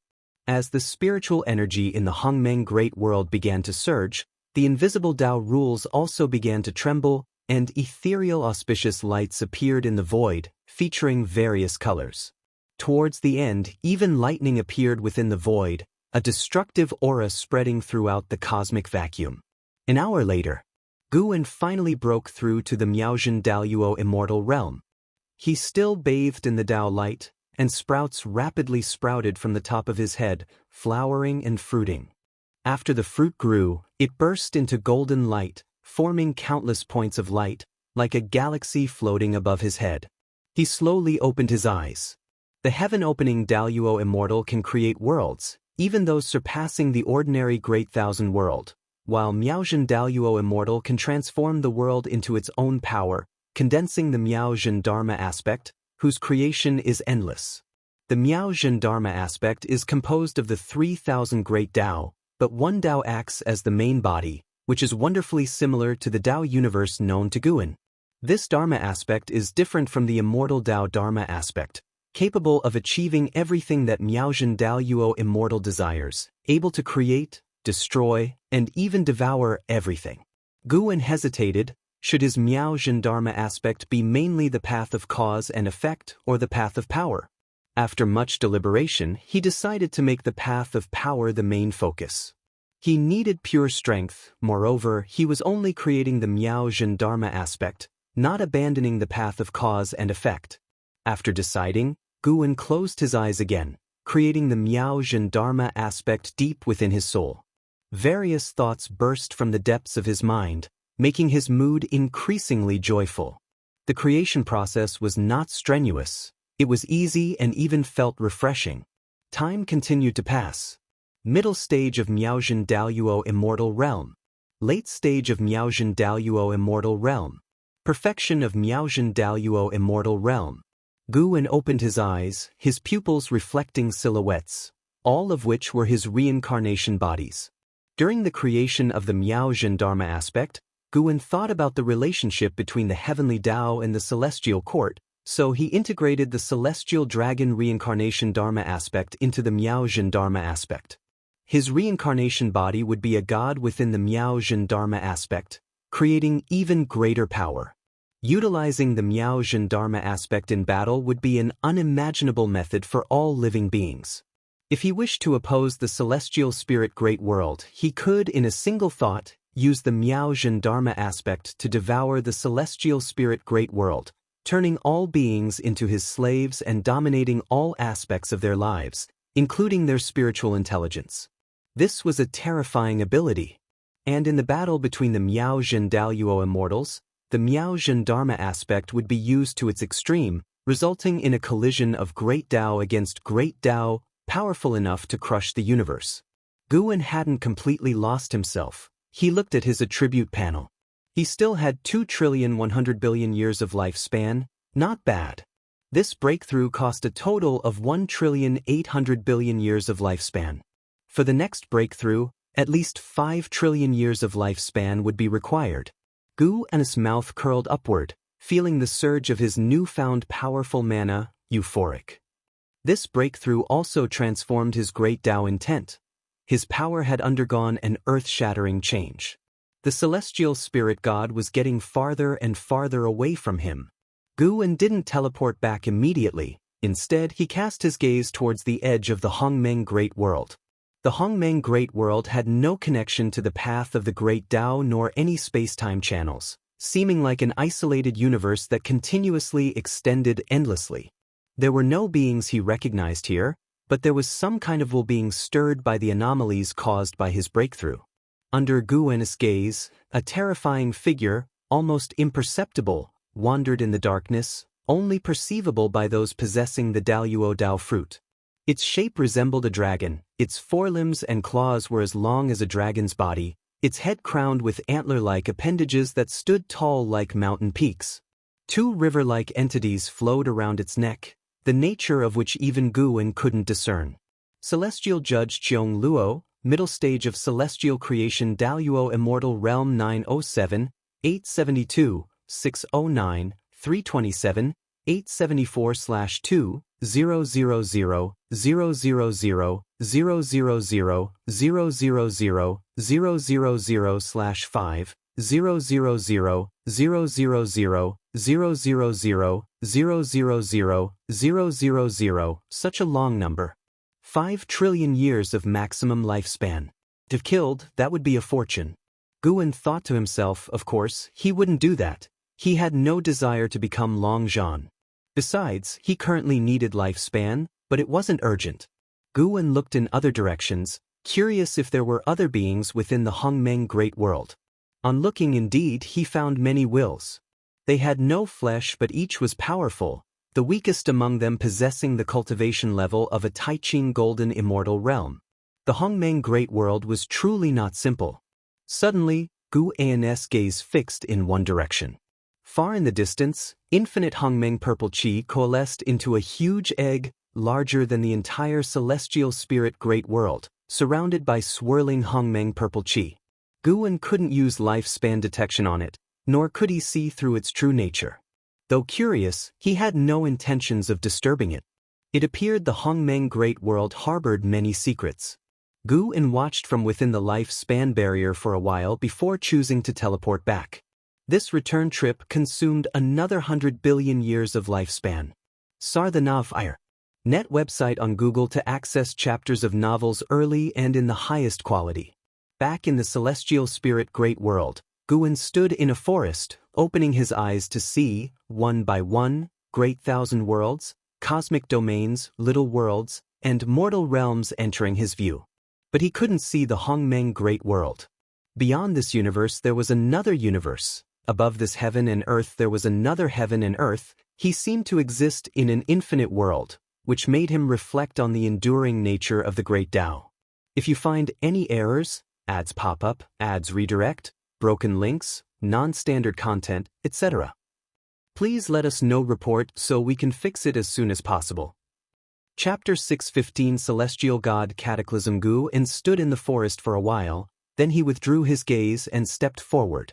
With one step, he returned to the Daoist field of the beginningless.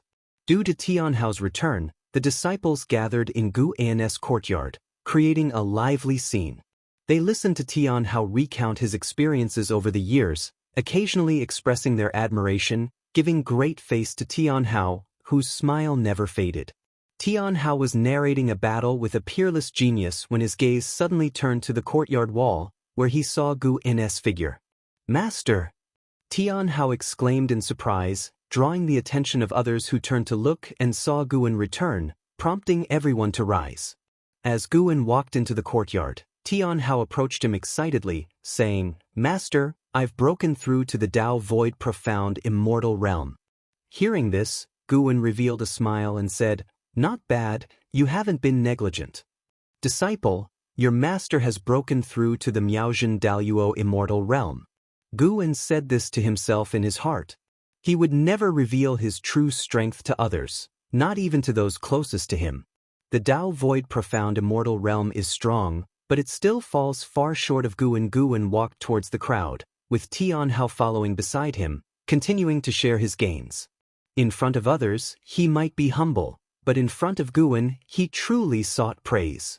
After a while, everyone sat around the artifact refining cauldron, with Shenzhen and an Xen also arriving, and they all chatted about worldly affairs together. Aside from Tianhao, only an Xen, Shenzhen, Celestial Demon Child, Celestial Cyan, and Tianbai occasionally ventured out of the dojo. The others always stayed within, cherishing such opportunities to learn about the outside world, hence the spirited atmosphere. Nowadays, in the human world, there are many sects worshipping immortal gods. I used to think these sects were all frauds until hundreds of years ago when I encountered a genius from such a sect, who unleashed power beyond his cultivation level, truly surprising me. Tianhao brought up this topic with a reflective look. He turned to Gu En and asked, "Master, how do you view immortal gods? Do real immortal gods exist? I mean those born as gods, controlling everything, not the strong ones cultivated." Everyone else also looked at Gu En, anticipating his answer.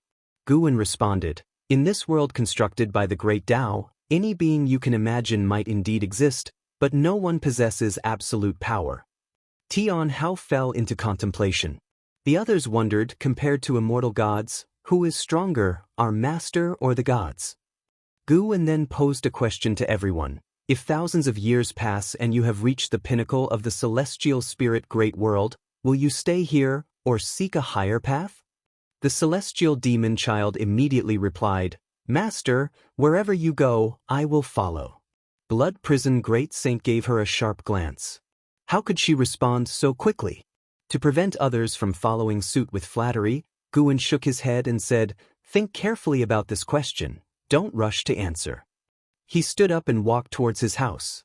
Having just made a breakthrough, he prepared to reassess his Miaozhen Dharma aspect. Who knows who will be fortunate enough to first experience the power of his Miaozhen Dharma aspect. Under the sunlight, the summer wind stirred the flowers and grass in the mountains, creating waves of green, a sight so beautiful that it could refresh anyone's soul. Liya stood on a mountain ridge, his expression odd as he looked at the person before him. The person standing before him was none other than the Golden Extreme God from the Celestial Court. Even while roaming the human world, the Golden Extreme God wore no disguise, not even concealing his golden divine armor. Under the sunlight, his armor reflected an unusual brilliance. Again with that, a old Taoist once said the same to you. You people are really something. Liya couldn't help but speak sarcastically. He was referring to the deity of the moon, who had offered him immortal brew, scaring him initially, but after many years with nothing eventful, he realized he had been duped. Hearing Li Ya's response, Golden Extreme God arched an eyebrow, his calculations causing his expression to become intriguing. Seeing him put on airs, Li Ya grew even more irritated. The world is really full of more and more charlatans. Li Ya immediately turned and prepared to leave. You truly have become an innate body, just that you lack a suitable cultivation technique, which is why you haven't felt your own transformation. The voice of the Golden Extreme God came again, making Li Ya pause in his steps. Li Ya half-turned, looking sidelong at the Golden Extreme God and asked, "Oh? Then can you tell me what an innate body is?" The Golden Extreme God, expressionless, said, "Everything has an origin, so does the human race. The very first of the human race were born on a higher plane, naturally possessing innate bodies, capable of comprehending the great Tao. Now, you possess the qualities of your ancestors, unmatched by anyone in this realm." Li Ya wasn't surprised. He asked with interest, "Then can you pass on to me the cultivation technique of the innate human race?" Search * the novel Fire. Net website on Google to access chapters of novels early and in the highest quality. "Of course I can," the Golden Extreme God replied. However what?" Faced with Li Ya's persistent query, the Golden Extreme God did not answer anymore. Instead, he raised his right hand, causing a ring of light to form next to him, expanding rapidly, turning pitch black inside. Li Ya frowned. He wasn't panicked and continued to stand his ground and wait. Soon, the ring of light grew taller than the Golden Extreme God, and within it, a blood-colored figure could be vaguely seen. Seeing this figure, Li Ya furrowed his brows tighter, feeling an intense aura of bloodlust. "This person is from the innate human race. Let him be your opponent. You're of the same realm. If you can defeat him, then you are worthy of receiving everything you desire." As the words of the Golden Extreme God fell, Li Ya's pupils widened suddenly. Clang! Li Ya drew the Nine Extremes Sacred Heart Sword with incredible speed, blocking another sword that resembled a shark tooth with his blade. A long-haired man enveloped in a bloody aura appeared before Li Ya. This man was bare-chested with muscles like tree roots coiling over his flesh, creating a strong visual impact. What powerful chi power! Li Ya inwardly gasped, his arms trembling. With a bang, a terrifying force exploded, instantly obliterating the green grass across the hills, turning the continuous mountains into wasteland, darkening heaven and earth. Li Ya and the long-haired man turned into two beams of sword chi shooting into the sky, with myriad sword chi descending from the heavens, ravaging the earth and mountains, with explosions occurring one after another, shaking the heavens and earth. The Golden Extreme God looked up with a cold gaze. "It's too slow. Perhaps it's time to give the human world a little push, to let the mortal spirits know who is protecting them." The Golden Extreme God muttered to himself, the ring of light beside him growing ever larger, with shadows walking out of it, each not weaker than the long-haired man. Far away inside the Daoist field of the beginningless, Guwen opened his eyes. His eyes reflected the figure of the Golden Extreme God. The fate of heaven and earth changed. All because the Golden Extreme God harbored ulterior motives. He intended to use his bred innate human race to suppress the world, then play the role of a celestial God savior. However, things wouldn't go as he wished, thus attracting more consequences from outer heaven. Playing God with such a mindset shows a lack of reverence for the great Tao. Guwen murmured softly. He did not regard the Golden Extreme God highly, he just didn't want to be disturbed, but if indeed there were changes, then he would be forced to harvest lifespan. Even a mighty celestial God couldn't foresee that his selfishness would bring about a disaster that could overturn his dominion. The so-called power seems only to be strong enough in their own eyes. Even the strongest cultivators couldn't see through their own fate. Guwen gained a deeper understanding of fate and causality. He began to deduce along the lines of the Golden Extreme God. He saw many figures. Inside the Golden Extreme God, there was a world, hiding an army capable of destroying the Great Thousand World. He saw thousands of companions beside the Golden Extreme God. He also saw a figure standing above the Great Tao, overlooking all heavens. If you find any errors, ads pop up, ads redirect, broken links, non-standard content, etc., Please let us know reports so we can fix it as soon as possible. Chapter 616 Wuxia appears. Gu and watched Li Ya's battle and was quite satisfied with Li Ya's growth. The Golden Extreme God intended to recruit Li Ya and would not let him die, so Guan had no intention of intervening. It had been tens of thousands of years. It was time to let the human world experience some turbulence. Trials could be opportunities for all living beings. Peace does not necessarily mean safety, and great destruction could lead to rebirth from nirvana. Guan continued to close his eyes and refine his Miaozhen Dharma aspect. In the years that followed, in less than a decade, the innate human race released by the Golden Extreme God became a major scourge in the world.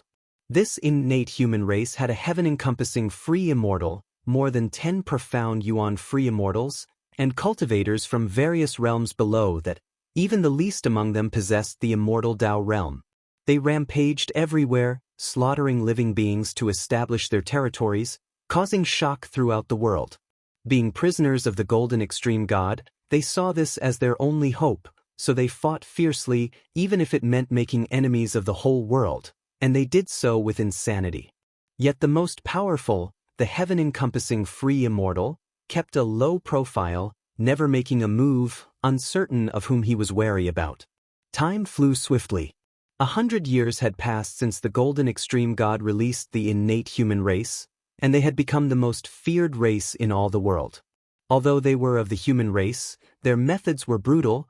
They claimed innate supremacy, earning the disdain of the human race in the celestial spirit great world.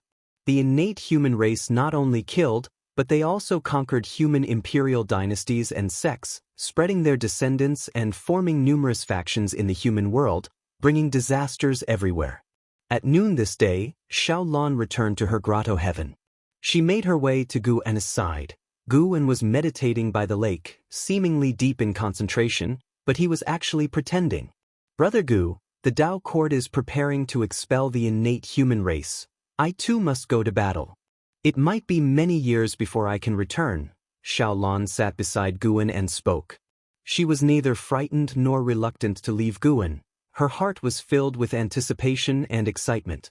After tens of thousands of years of cultivation, she finally saw a chance to demonstrate her strength. She was still in the carefree primordial immortal realm, but not far from advancing to the divine immortal of wondrous Dharma realm. Guan looked at her and said sentimentally, "My dear Laner is really grown up, about to become a savior." "Not really, I'm just following the seniors to battle. Of course, if I come across someone suffering, I will lend a hand," Xiaolan said with a smile. The Dao court's ideals were upright, worthy of being the leaders of the righteous Dao, with the majority of disciples bearing the responsibility to relieve suffering. Encountering people in distress and not offering help would contradict the identity of a Dao court disciple. Due to Xiaolan's connection, Guan often visited the Dao court and established many contacts there, which allowed him to understand the Dao court from the grassroots level. While there were indeed dark affairs within the Dao court, the disciples believed that as long as these were exposed, the Dao court would provide the answers they sought. Xiaolan began to talk about the deeds of the innate human race. This group of the human race didn't come from outer heaven but suddenly sprang up in the human world, making the Dao court's higher-ups wary. Xiaolan heard from one of her free immortal masters that the Dao court had begun to inspect every secret realm in the human world to prevent future calamities like the innate human race. Guan pretended to be greatly enlightened, satisfying Xiaolan's desire to share. Once she recalls her past life memories, she won't be this lively anymore. Guan thought to himself, cherishing the current time they spent together. Though the soul had not changed, memories could affect one's personality. What couldn't change was only the innate nature. The two talked for several hours before Xiaolan finally got up to pack her things, and Guan continued pretending to cultivate. As Xiaolan left, he could also focus his attention elsewhere. When the Dao court officially declared war on the innate human race, the morale of all beings in heaven and earth surged. More and more sects, imperial dynasties, and races joined the siege against the innate human race, including the Qiankuan sect, the Tai Tsung imperial dynasty, and the Supreme sect. However, even facing the siege of the entire world, the innate human race displayed terrifying strength. Even the great cultivators of the Dao court couldn't penetrate the territories established by the innate human race. Battles began to turn into the main melody of heaven and earth. Guwen still frequented various dojos, picking mature medicinal herbs. Even though he had reached the level of the Miao Jin Daoyuo Immortal, Guwen didn't deliberately seek to increase his lifespan, maintaining a healthy rhythm that neither invited trouble nor overburdened him. As his old friends also got drawn into the conflict with the innate human race, his life became interesting, and watching his old friends' experiences added anticipation to his life. S.E.A. The Novel Fire. N.E*T website on Google to access chapters of novels early and in the highest quality. Battles among the strong were the easiest way to become famous. For mortal spirits, cataclysms were disasters, but for those chosen ones, they were enormous stages. More and more chosen ones became famous throughout the world.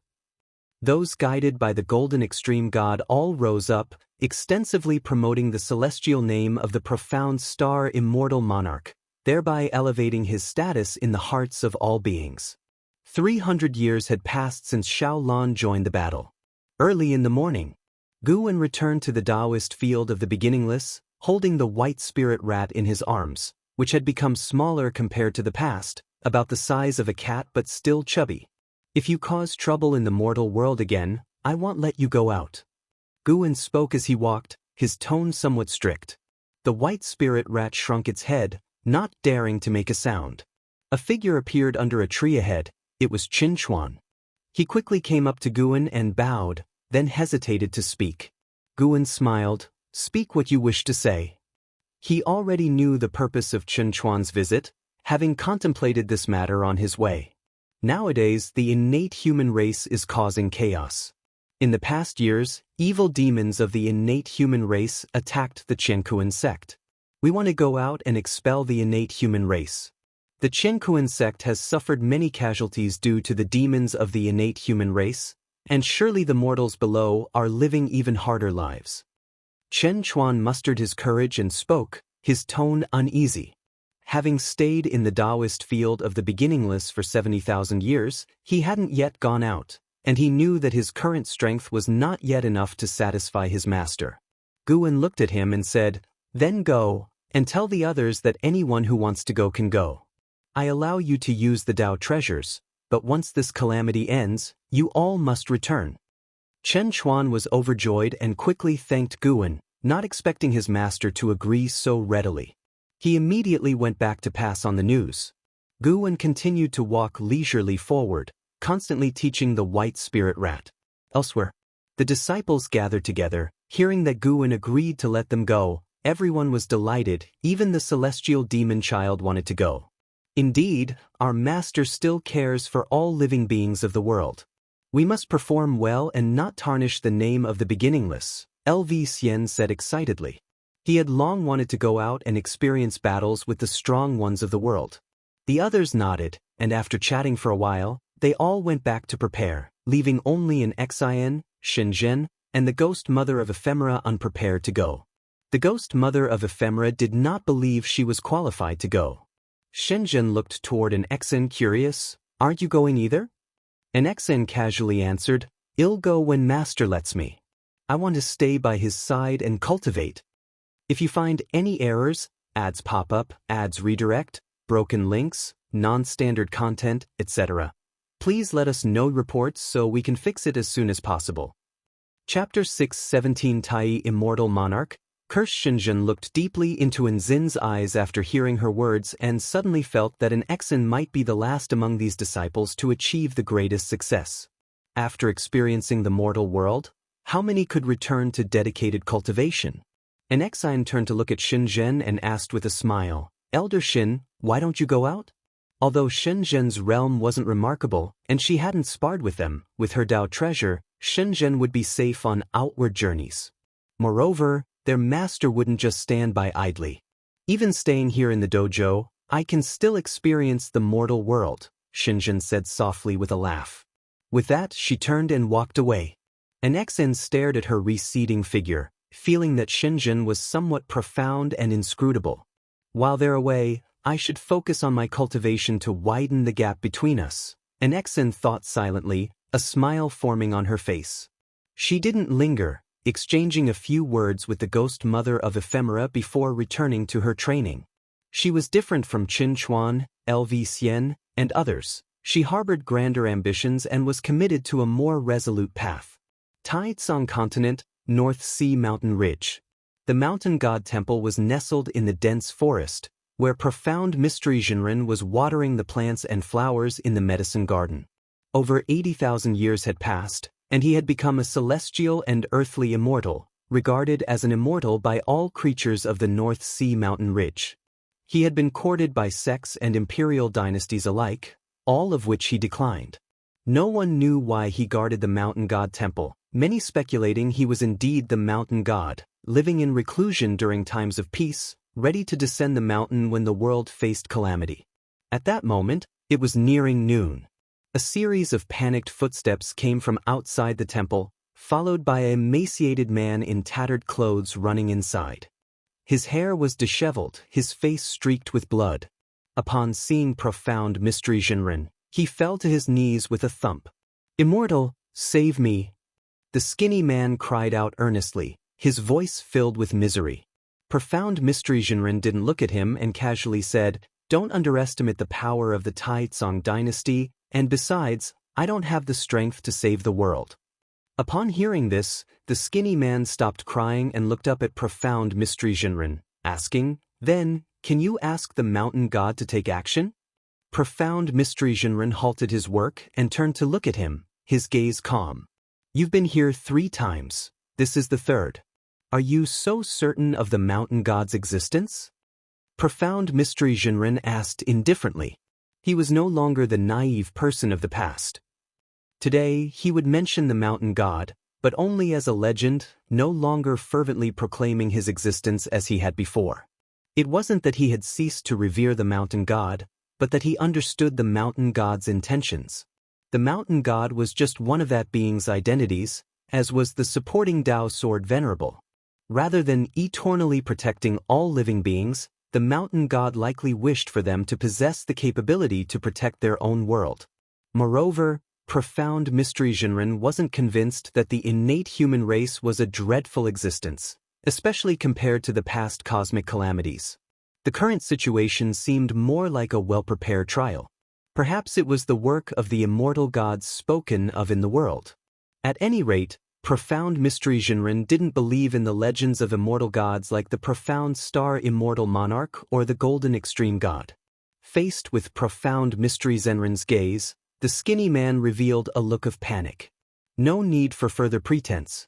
Speak, what is your origin, and what is your purpose here?" Profound mystery Zhenren asked coldly, pressuring the man with the imposing aura of a celestial and earthly immortal. Boom! A shocking boom echoed from afar, and looking up, one could see a blood-red rainbow light appearing in the sky. The innate human race was battling fiercely against the Taizong imperial dynasty, and this conflict was affecting the entire Taizong continent.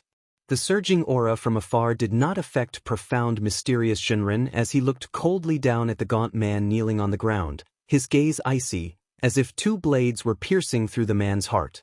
The gaunt man bowed his head as he slowly stood up. "It's rare to find a devotee like you in the human world, worshipping a non-existent mountain god here for tens of thousands of years. Your devotion has moved me." The gaunt man spoke, and his tone seemed transformed, lacking the previous panic. He slowly lifted his gaze, and his pupils turned an eerie silver blue, which made profound mysterious Zhenren frown. "The mountain god you worship does not exist, but there are real immortal gods worthy of your devotion," said the gaunt man with a mysterious tone. Profound mysterious Zhenren said mockingly, "Oh? You also believe in the profound star immortal monarch? And how will you prove the existence of profound star immortal monarch?" The gaunt man shook his head and said, "No, I do not follow profound star immortal monarch. I am a devotee of another immortal monarch, known as Tai immortal monarch. He is far greater than profound star immortal monarch. He has created and saved the world, and it is his great virtue that has earned him a position amongst the ranks of immortals, while profound star immortal monarch merely inherited his immortal position." Tai Immortal Monarch? Profound Mysterious Shinran was hearing this name for the first time. He furrowed his brow and asked, "Who exactly are you?" The gaunt man replied, "Who I am is not important.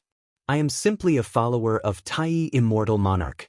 My life once plunged into darkness without hope, and it was he who saved me. There are many like me in this world. You are not the first one I've sought out." Followers of Tai Immortal Monarch are unlike the lapdogs of Profound Star Immortal Monarch. They blindly proclaim his strength in ignorance. "Aren't you doing the same as them?" scoffed Profound Mysterious Shinran. The gaunt man smiled and said, "Naturally, it's different. I only speak of Tai Immortal Monarch to those who share our path. The Immortal Monarch once said that when he truly saves all living beings, then we can praise his name. The biggest difference between him and Profound Star Immortal Monarch is, he acts first and seeks recognition later."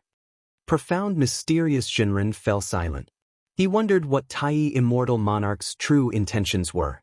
Could it be that both Profound Star Immortal Monarch and Tai Immortal Monarch truly exist, and they are engaged in an open and secret struggle, competing for the hearts of all living beings? He felt it was quite possible, and this thought made him somewhat disdainful of both immortal gods. Such behavior, how is it any different from mortals? The immortal gods in his heart should be high above, without a tint of mortal desires. The gaunt man took a step forward and said, "What's known as the innate human race are actually the slaves bred by the golden extreme god under Profound Star Immortal Monarch. Their madness stems from trying to grasp a sliver of hope. The human world now is a sea of suffering, whether for us or the innate human race, everyone is struggling desperately. Only by believing in the coming of Tai Immortal Monarch can we see a glimmer of hope." Profound Mysterious Shinran asked, "If Tai Immortal Monarch is in charge of this matter, what need is there for you or me? The heavenly Tao has its celestial rules. Tai Immortal Monarch cannot descend directly unless there are people in this world who believe in him and appeal to the heavenly Tao with great vows, then the heavenly Tao will permit his arrival. Our great vows do not require numbers, but a heart of devotion. My faith is not enough, perhaps due to my insufficient Tao practice, or maybe I haven't lived long enough. You have worshipped the mountain god for who knows how many years. The great vow you can bring must surpass mine." As the gaunt man spoke, his gaze towards Profound Mysterious Shinran grew increasingly fervent. Hearing this, Profound Mysterious Shinran lost interest and said, "Whether what you say is true or false, I only believe in the mountain god. Go find someone else. If the heavenly Tao does not allow Tai Immortal Monarch to descend, there must be another reasoning. The mountain god does not have such constraints." Comparing the two made Profound Mysterious Shinran's respect for Gu and reach a new height. Immortal gods seek names, seek faith, whereas the mountain god seeks nothing. The gaunt man's brows furrowed, and his gaze turned displeased. Profound Mysterious Shinran humphed, "What now? Do you intend to force me?" He did not take the gaunt man seriously at all. Could a Mahayana cultivator pose a threat to him? The gaunt man stared at Profound Mysterious Shinran, gritted his teeth, and said, "Although my cultivation level is inferior to yours, I can still curse you. Your disrespect for Tai Immortal Monarch will surely bring misfortune upon you. Your loved ones will die one by one in this catastrophe, and because of your lack of reverence, you will be harmed by heart demons, and your latter life will be mired in the agony of hell." Sir the Nefire. At website on Google to access chapters of novels early and in the highest quality. As he spoke, his body began to split open, blood oozing out continuously, rapidly turning into a bloodied figure, with even the bones at his joints revealing a dreadful whiteness. If you find any errors, ads pop up, ads redirect, broken links, non-standard content, etc., please let us know reports so we can fix it as soon as possible. Chapter 618. Gu and Li Xuanda. Watching the emaciated man's abnormal state, Profound Mysterious Shinran's brows furrowed tighter, and he immediately became cautious. Although the emaciated man's cultivation level posed no threat to him, the chill that ran down his spine as he listened to the man's curse was inexplicable. The bloodied, emaciated man's face twisted into a fierce grimace. his eyes filled with bitter resentment as he stared at profound, mysterious Shenren. Quickly, the emaciated man dissolved into a puddle of blood, transforming rapidly into a foul gas, leaving behind only a shallow pit. Profound, mysterious Shenren looked at the pit, his brow tightly knit, his eyes filled with confusion, and his heart stirred with unease. He was full of dread for that Tai immortal monarch, feeling that Tai immortal monarch was even more fearsome than profound star immortal monarch. Profound star immortal monarch, at most, made a fool of all living beings, while Tai immortal monarch would not tolerate any refusal from anyone, even being ruthless to his own followers. Could it be that the mountain god speaks the truth, that the immortal gods have no obligation to be kind to all living beings and that mortal spirits shouldn't assume their own perspectives when considering the immortal gods? Profound, mysterious Shenren thought with a furrowed brow. The mere recollection of the emaciated man's face sent shivers down his spine. What right did a Mahayana realm cultivator have to curse him, a celestial and earthly immortal? But the mere thought of that enigmatic Tai immortal monarch prevented him from calming his heart. He could only focus on the medicinal herbs in the garden, hoping to divert his attention. The distant battle continued unabated, lasting several days, with the evil demons of the innate human race finally being expelled, and the Taizong dynasty once again defended its own territory. For tens of thousands of years, without Gu N's protection, the Taizong dynasty always turned misfortune into a blessing, its foundation growing ever deeper. Although the Taizong dynasty's tribulations had passed, profound, mysterious Zenren's torment only increased. Since the curse, his cultivation practice grew increasingly agitated, especially at night, when his mana would run wild, and he began to see many illusions, all depicting the grisly deaths of his kin. He, too, had his own family and relatives. The Li family of the royal house of the Taizong dynasty was also of his lineage. He even envisioned the dreadful scene of Li Zuando's death and the great chaos of the Taizong dynasty, which only heightened his panic. He could only wait for the mountain god's arrival. Throughout the passing years, he had been able to meet the mountain god 2 or 3 times a month, and this was his confidence. He firmly believed that the mountain god was stronger than that so-called Tai immortal monarch. On the 7th day of being cursed, Gu En finally arrived. Gu En still appeared in the form of a masked figure. For over the years, he frequently guided profound, mysterious Shenren in his cultivation. Although profound, mysterious Shenren had guessed that he was the supporting Dao sword venerable, he still preferred this form when meeting profound, mysterious Shenren. Seeing the mountain god leap down from the eaves, profound, mysterious Shenren stood up excitedly and said directly, "Preeminent mountain god, I have been cursed." Gu En replied casually, "Don't worry, let me pick some medicinal herbs first." Hearing this, profound, mysterious Shenren immediately breathed a sigh of relief. The mountain god could surely see through his condition. Telling him not to worry meant that the mountain god believed the matter was not difficult to resolve. Half an hour later, after profound, mysterious Shenren finished sewing, he approached Gu En. Before he could speak, Gu En waved his sleeve, and a fresh breeze swept towards him. After the wind passed, he felt an immense sense of relief, as feeling unburdened washed over him. It was quite marvelous. The oppressive feeling from the past few days disappeared instantly. Profound, mysterious Shenren immediately knelt down, thanking Gu En for saving his life. "There's no need for such formality. You were targeted by others because you've been worshipping me for years. In fact, you could leave. There's no need to stay here. I am not the immortal or god you think I am. Staying here, such troubles could potentially arise again in the future," Gu En said lightly, looking down at the kneeling, profound, mysterious Shenren from his diminished stature. Profound, mysterious Shenren looked up at him and spoke earnestly, "I understand that my perspectives in the past were too narrow. I am willing to worship you forever. You taught me how to cultivate, and I can also help those suffering who pass by. My current life is quite enjoyable to me." He spoke the truth. He felt that without Gu En's guidance, he could never have reached the realm he had, let alone lived so many years. Following Gu En, he saw the hope for longevity. He no longer hoped that Gu En would become the immortal god he wished for, because Gu En could grant him the power to fulfill his own ideals. Immortal gods truly had no reason to help mortal spirits, but he could, and the reason was simply that he wanted to help. Guwen sprang up, stepping on his head to leap to the roof's edge, his back to him. He said, "Reflect on what being cursed feels like, it might just be an opportunity." Profound mysterious Shinran was stunned for a moment, and before he could respond, Guwen had vanished into thin air. He didn't ask whether the curse was completely eradicated. He sat down where he was, closed his eyes, and began to recall his feelings over the past few days. Guwen had not left the Taizong continent, but instead, he went to the imperial palace of the Taizong dynasty. Li Xiandao was practicing in the imperial study, which had been transformed to have a vast interior space with a spirit pool, enabling him to cultivate while reviewing memorials. Footsteps reached Li Zuando's ears. He opened his eyes to look, his face immediately breaking into a smile as he got to his feet, his dragon robe lifting with splashes of water, which swiftly evaporated.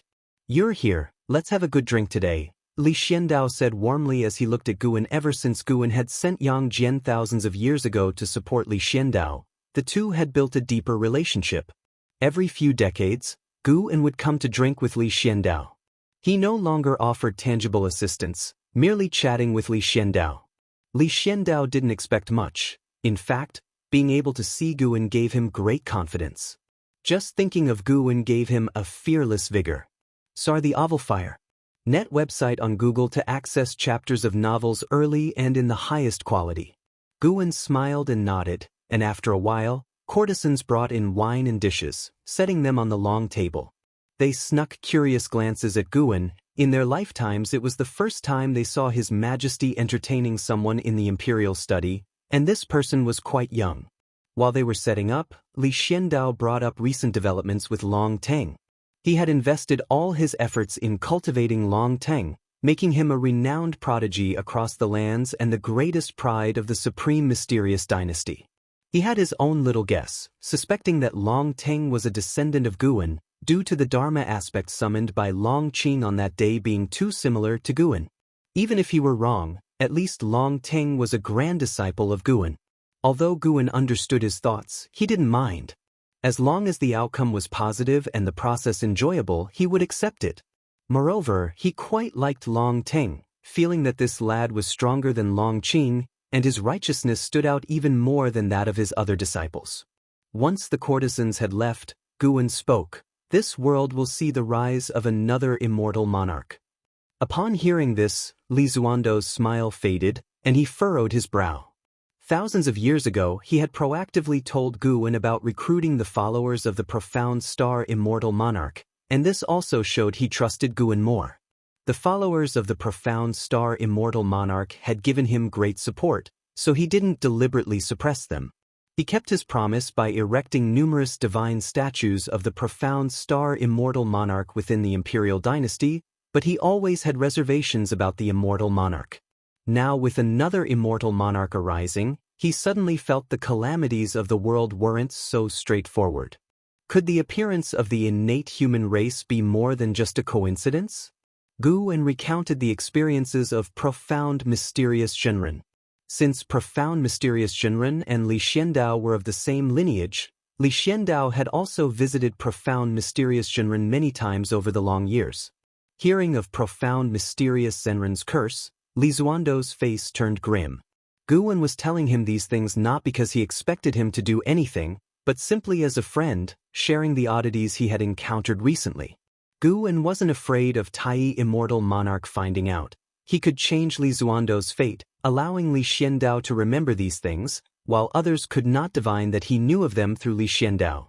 If you find any errors, ads pop up, ads redirect, broken links, non-standard content, etc., please let us know reports so we can fix it as soon as possible. Chapter 619. Wuxia saves the world. Immortal gods want to vie for the hearts of all beings in the celestial spirit great world? Li Xiandao asked, frowning. Guwen was pouring himself a drink as he said, "Perhaps, facing the strife among immortal gods, what do you think mortals should do?"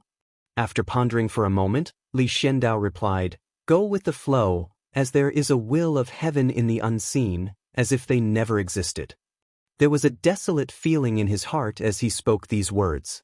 Even though mortals can practice immortal cultivation, the prospect of truly ascending to immortality was so distant. Even Li Xiandao himself, as the emperor of the Taizong dynasty, with all the resources of the world at his disposal, still could not see a hope of ascension. Guan, where exactly are the immortal gods? What are they thinking? Li Xiandao looked at Guan and couldn't help but ask. Guan shook his head and replied, I'm not an immortal, how would I know where they are or what they're thinking? Li Xiandao looked at him but felt that he was no less than the immortal gods. Could it be that Guan chose to seclude himself in this great world because there were secrets unknown to others hidden here? Otherwise, why would two immortal monarchs come here? Guan heard what was in his heart but didn't deny it. In fact, he too was wondering why the Tai immortal monarch had also come. Was it because of a grudge against the profound star immortal monarch? Or for some other reason? The Dao treasure stolen from Emperor Ziwei by the celestial spirit Immortal Venerable was the world punishment Dao Pearl. This treasure followed An Hao in his reincarnation, hidden deep within Tian Hao's soul. Guan had felt the power of this treasure. It was indeed strong, but not enough to drive the immortal gods mad. Guan was curious, but he did not pay too much attention. For now, it seemed to be just a covert struggle between two immortal monarchs and did not yet represent the celestial court. The fate of the world might change with the intervention of outer forces, but the changes would also appear before his eyes, allowing him to respond in advance. After discussing profound mysterious Zhenren, Li Xiandao brought up the prodigies of the world. Knowing that Guan was not telling him these things as a warning but just wanted to chat, there was no need to inquire all the way to the end. In the Taizong imperial dynasty, he was the sky, but compared to the ethereal immortal gods, he was no different from dust. As they chatted, Li Xiandao brought up Tian Hao. Tian Hao was truly too dazzling, which made him think of An Hao. Even though, realistically speaking, Tian Hao's growth rate was more exaggerated than An Hao's, he felt that if An Hao were still around, he might not be inferior to Tian Hao. Both of them had Hao in their names, as if it signified some kind of legacy. Even with the innate human race causing chaos in the world, they could not steal the spotlight from Tian Hao because he too was combating the innate human race, maintaining an undefeated record. Tian Hao was shedding the identity of a prodigy. Perhaps, after this calamity, he would be a giant of heaven and earth. Guan and Li Xiandao enjoyed their drinks and conversation, and gradually, Li Xiandao forgot his worries. Only in Guan's company did he not need to be overly cautious. He relished this atmosphere. Thunder rumbled and seas of clouds churned.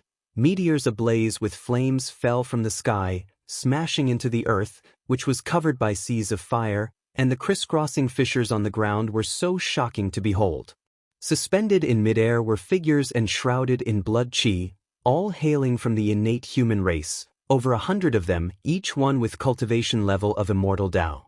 They all looked in the same direction, their faces filled with horror and despair. Looking in the direction of their gaze, beneath the thundercloud stood a figure proudly against the sky, his hair dyed with blood dancing in the air, his physique robust, holding a broad saber in his hand. The light of the blade flowed along the edge, piercing through the clouds, as countless meteors whizzed by him, striking the earth, shaking heaven and earth. It was the Blood Prison Great Saint. This was a domain of the innate human race, and the bustling city that had existed here just an hour before had now turned to ash. What exactly is that treasure? An old man stared intently at the heaven-breaking blood prison saber in the hands of the Blood Prison Great Saint, clenching his teeth as he asked. His companions around him couldn't answer him, and even those with a realm higher than the carefree primordial immortal couldn't understand. The gaze of the Blood Prison Great Saint turned towards the boundless sea of fire below. In one corner, flames surged into a scorching whirlwind, forming a safe zone at the center where tens of thousands of silhouettes stood. All these people were cultivators captured by the innate human race, their eyes filled with joyful surprise as they looked at the Blood Prison Great Saint. The Blood Prison Great Saint held the heaven-breaking Blood Prison saber aloft with one hand, a defiant smile on his face, his heart brimming with exhilaration. He had been bottled up for 80,000 years, and now, this kind of slaughter-filled battle was the life he had truly longed for. massacring the innate human race and being revered as the savior by all living beings, how could it not be joyful? Even if you beg for mercy, I shall not spare you. S.E. the Novelier. N.T. website on Google to access chapters of novels early and in the highest quality. The blood prison great saint declared arrogantly, laughing wildly like thunder, resounding through heaven and earth. Tens of millions of miles away, Quanchuan and Shengtian and Jiangshi stood on a cliff, with green mountains stretching out behind them and a dark, smoke-filled world ahead. Hearing the words of the blood prison great saint, they couldn't help but exchange looks. Why does it feel like this guy is the true apocalyptic evil demon? And Shengtian muttered, unable to restrain himself. Jiangshi shook his head with a wry smile. Master made him a mount for a reason, at least it spared the human world one disaster. Chen Chuan didn't laugh, his brows furrowed. Don't you think it's strange how the evil demons of the innate human race seem never-ending? We've been out for 1,000 years, killed so many, but do you feel like their offensive has weakened at all? He disliked slaughter, and 1,000 years of experiences made him detest the innate human race and long to drive them out sooner. Perhaps there's a place connecting to outer heaven, with a constant stream of innate human race evil demons coming in as reinforcements, Jiangshi speculated. And Shengshen's eyebrows rose. So if we don't resolve that place, this calamity won't end? Chen Chuan narrowed his eyes. That's right, we can no longer run around like headless flies. Our cultivation level might not be strong, but with the 4 Dao treasures combined, we can certainly end this catastrophe and carry on the Wuxia name. A millennium of wandering had spread the name of Wuxia throughout the human world, but Chen Chuan felt it was far from enough. His master had saved the human world many times over, yet people had forgotten him, with voices of faith in immortal gods everywhere now. This dissatisfaction was palpable. He wanted to make all living beings realize who it was that propped up the celestial spirit great world. When Shengtian heard Chen Chuan's words, his heart stirred, and his face lit up with anticipation. We could go find Celestial Demon Child and the others. Having 3 more Dao treasures would give us even more assurance, Jiangshi suggested. Chen Chuan nodded, his eyes gleaming. Wuxia disciples, wielding the 7 great Dao treasures to save the world. That story would be even more spectacular. The 3 exchanged a glance, leaped forward to aid the blood prison great saint, and prepared to quickly end the final battle. Meanwhile, under the world gate, the celestial spirit god was watching them. Ever since Chen Chuan and the others had appeared, the might of the Dao treasures had caught the attention of the celestial spirit god. Tian Hao had 3 Dao treasures, and at that time, he was amazed at Gu An's capability to craft magical treasures. Now seeing that each of the Wuxia disciples held one, he was curious just how high Gu An's realm might be. Profound Star Immortal Monarch, Tai Immortal Monarch, and him. In this chess game, Golden Extreme God, you no longer have any hope for life, pitiful that you don't even know it. The celestial spirit god thought to himself silently.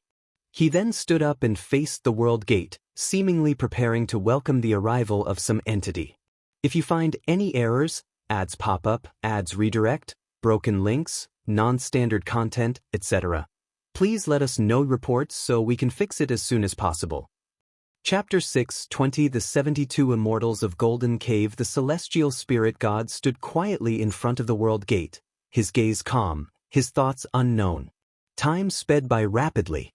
After a long while, the world gate burst forth with strong light, dazzlingly brilliant, as 72 silhouettes stepped out, men and women both, dressed uniquely, yet all exuding an extraordinary aura, displaying the immortal light.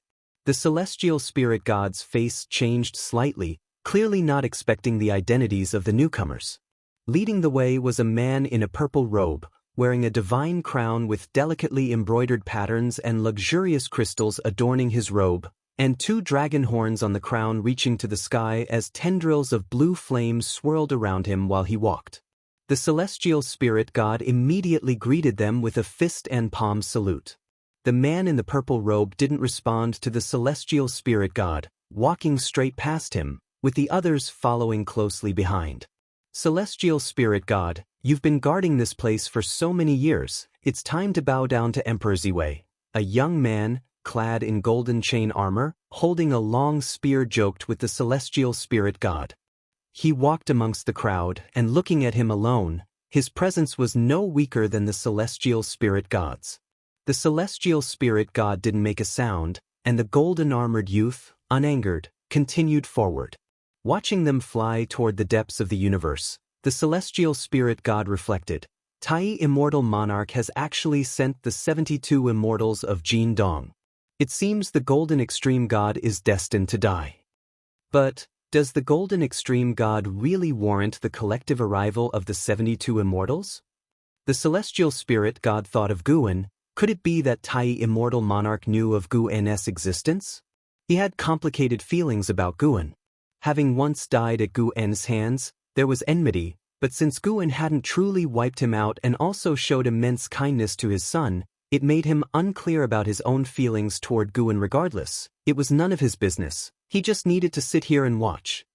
As the years meandered by, 5,000 years had passed since Guan helped profound mysterious Shinran lift the curse. While the whole world was contending with the innate human race, they couldn't completely eradicate them.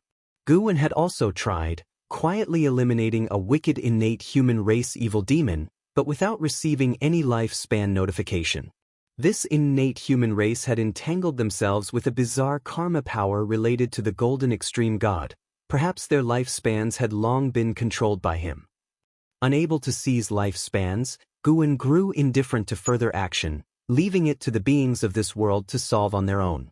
Although he didn't take action, it wasn't a sign of his indifference. His disciples acted at his behest, having saved countless lives over 5,000 years. Wuxi's fame had spread, and sects throughout the world knew of Wuxi's existence.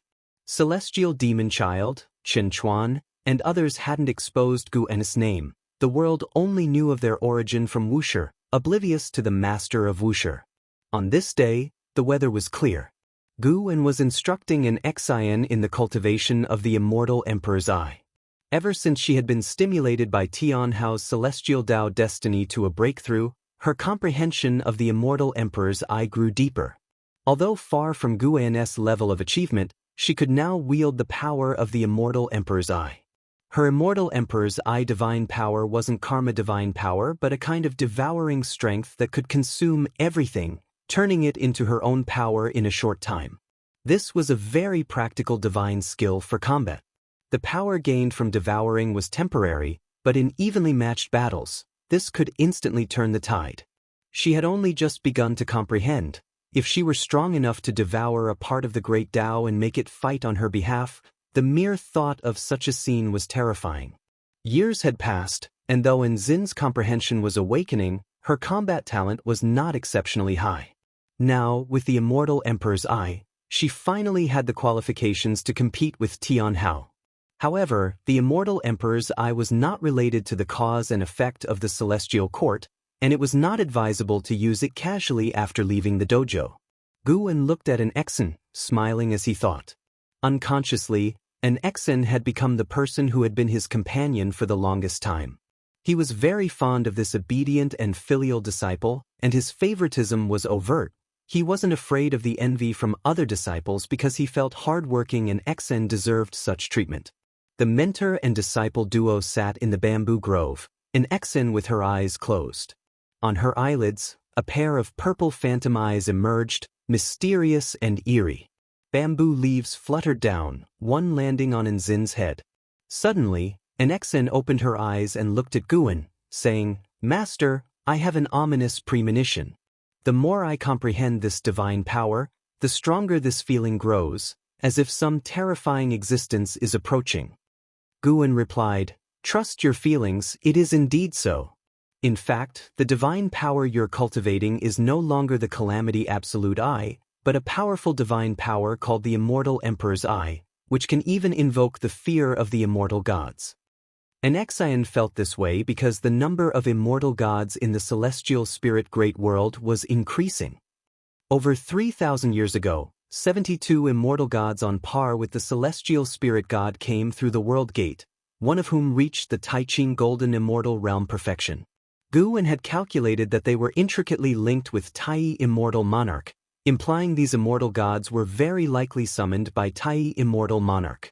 They infiltrated the celestial spirit great world undetected, hiding their identity and presence, wandering amidst the human world. Initially, Guwen assumed they intended to emulate the Golden Extreme God and further propagate the name of Tai Immortal Monarch, but that was not the case. They seemed to be searching for something. Protected by the celestial Dao destiny, Guwen could not hear their innermost thoughts. Now Guwen suddenly had a guess. Could it be they were searching for the Immortal Emperor's Eye? Once the Immortal Emperor's Eye was perfected, it would alarm the celestial court, yet an Xian had not used the Immortal Emperor's Eye's power outside, so Guwen still had faith in the dojo. His thoughts then shifted to another person. Tian Hao. An innate immortal god. Such a being could not go unnoticed by the immortal gods. Speaking of which, Tian Hao was renowned throughout the land, yet Golden Extreme God had never sought him out. It might have been coincidental in the past, but the fact that they never met to this day was surely not reasonable. Could it be that Tai Immortal Monarch and Profound Residence Immortal Monarch bore no grudges, and instead, something in this great world necessitated their competition? Fear of the immortal gods? Can I still use it in the future? Will it bring trouble to you, Master? An Xian asked nervously. Guwen laughed and said, "That's why you must continue to cultivate, develop it to the realm of great achievement, being able to control the Immortal Emperor's Eye with ease, so that when you go out in the future, you won't reveal its aura." An Xian pondered and looking up at Guwen asked, "Master, could the current chaos in the world have been caused by the innate human race because of me?" Guwen said exasperatedly, "Do you think you're capable of that?" An Xian stuck out her tongue, chastened, her ears turning red, but she breathed a sigh of relief and smiled. It was good that it wasn't her. Although she did not have grand aspirations to save all living beings, she also did not want to bring about a world-ending calamity because of herself. However, there are currently dozens of immortal gods in the human world. Looking across the 3,000 great worlds, the place with the most immortal gods at the moment is our celestial spirit great world. Guwen's words piqued Enzin's interest, and she began inquiring about the whereabouts of the immortal gods. Source: Web novel. Com, updated on Envgo. Chapter 621, Purple Dragon Star Monarch, Greater Karmic Ties. Guwen shared his understanding of the Golden Extreme God and the 72 Immortals of Golden Cave, including the Profound Star Immortal Monarch and Tai Immortal Monarch. When an Xian first began to cultivate the Immortal Emperor's Eye, Guwen felt she had truly grown up and should be introduced to the higher realms to broaden her horizons. An Xian was indeed shocked. Although tales of the immortal gods always circulated in the human world, she had not imagined so many immortal gods were wandering among humans. After listening to Guwen's explanation, an Xian fell silent for a moment before looking up and asking, "Master, is Tian Hao the reincarnation of my senior brother?" Guwen did not evade the question, he simply nodded. An Xian pressed on, "Did you let senior brother become an immortal god because his destiny pattern originally belonged to immortal gods? In his previous life, and Hao's talent was equally extraordinary, hardly that of a mortal being." Guwen reflected aloud, "All one can say is, due to a mix of fate and chance, this was also the choice of the celestial spirit Immortal Venerable's will." He recounted the past of the celestial spirit Immortal Venerable, celestial spirit god, and an Hao, which made Enzin's eyes sparkle with a strange light. So the final great battle at the end of era had so many grudges and grievances, her senior brother truly was the child of heaven and earth, adored by the universe. An Xian continued to inquire, "Master, if the Profound Star Immortal Monarch and Tai Immortal Monarch were to descend and either enslave all living beings or attempt to capture senior brother, what would you do?" Guwen looked at her and asked with a smile, "What do you hope your master would do?" An Xian blinked and said, "Logically, I hope master would not get entangled in karma again, but deep down, I'm eager to see how master would fare in a contest with immortal gods." The descent of so many immortal gods excited an Xian. Her excitement wasn't about seeing immortal gods, but about her master's power. Despite the potential threats presented by so many immortal gods, Master still faced the world with a smile. Just how profound was his Tao practice? Guwen met her gaze and said, "Immortal gods are indeed powerful, and your master would not provoke them without cause. If an immortal god provokes you, would you kill them?" And Xian really wanted to ask this question, but she held back, not for fear of offending but because she wanted to retain some suspense and anticipation. While Guwen and an Xian were discussing immortal gods, the wandering immortal gods in the human world finally met each other. Mountains surrounded a large lake, with dense forests by its edge where the mist rose among the trees.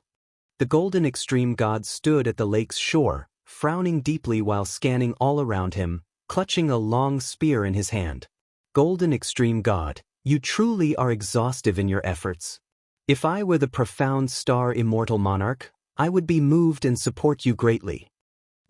Who doesn't know that profound star immortal monarch has a mad dog at his disposal, committing acts that offend the heavens and harm reason?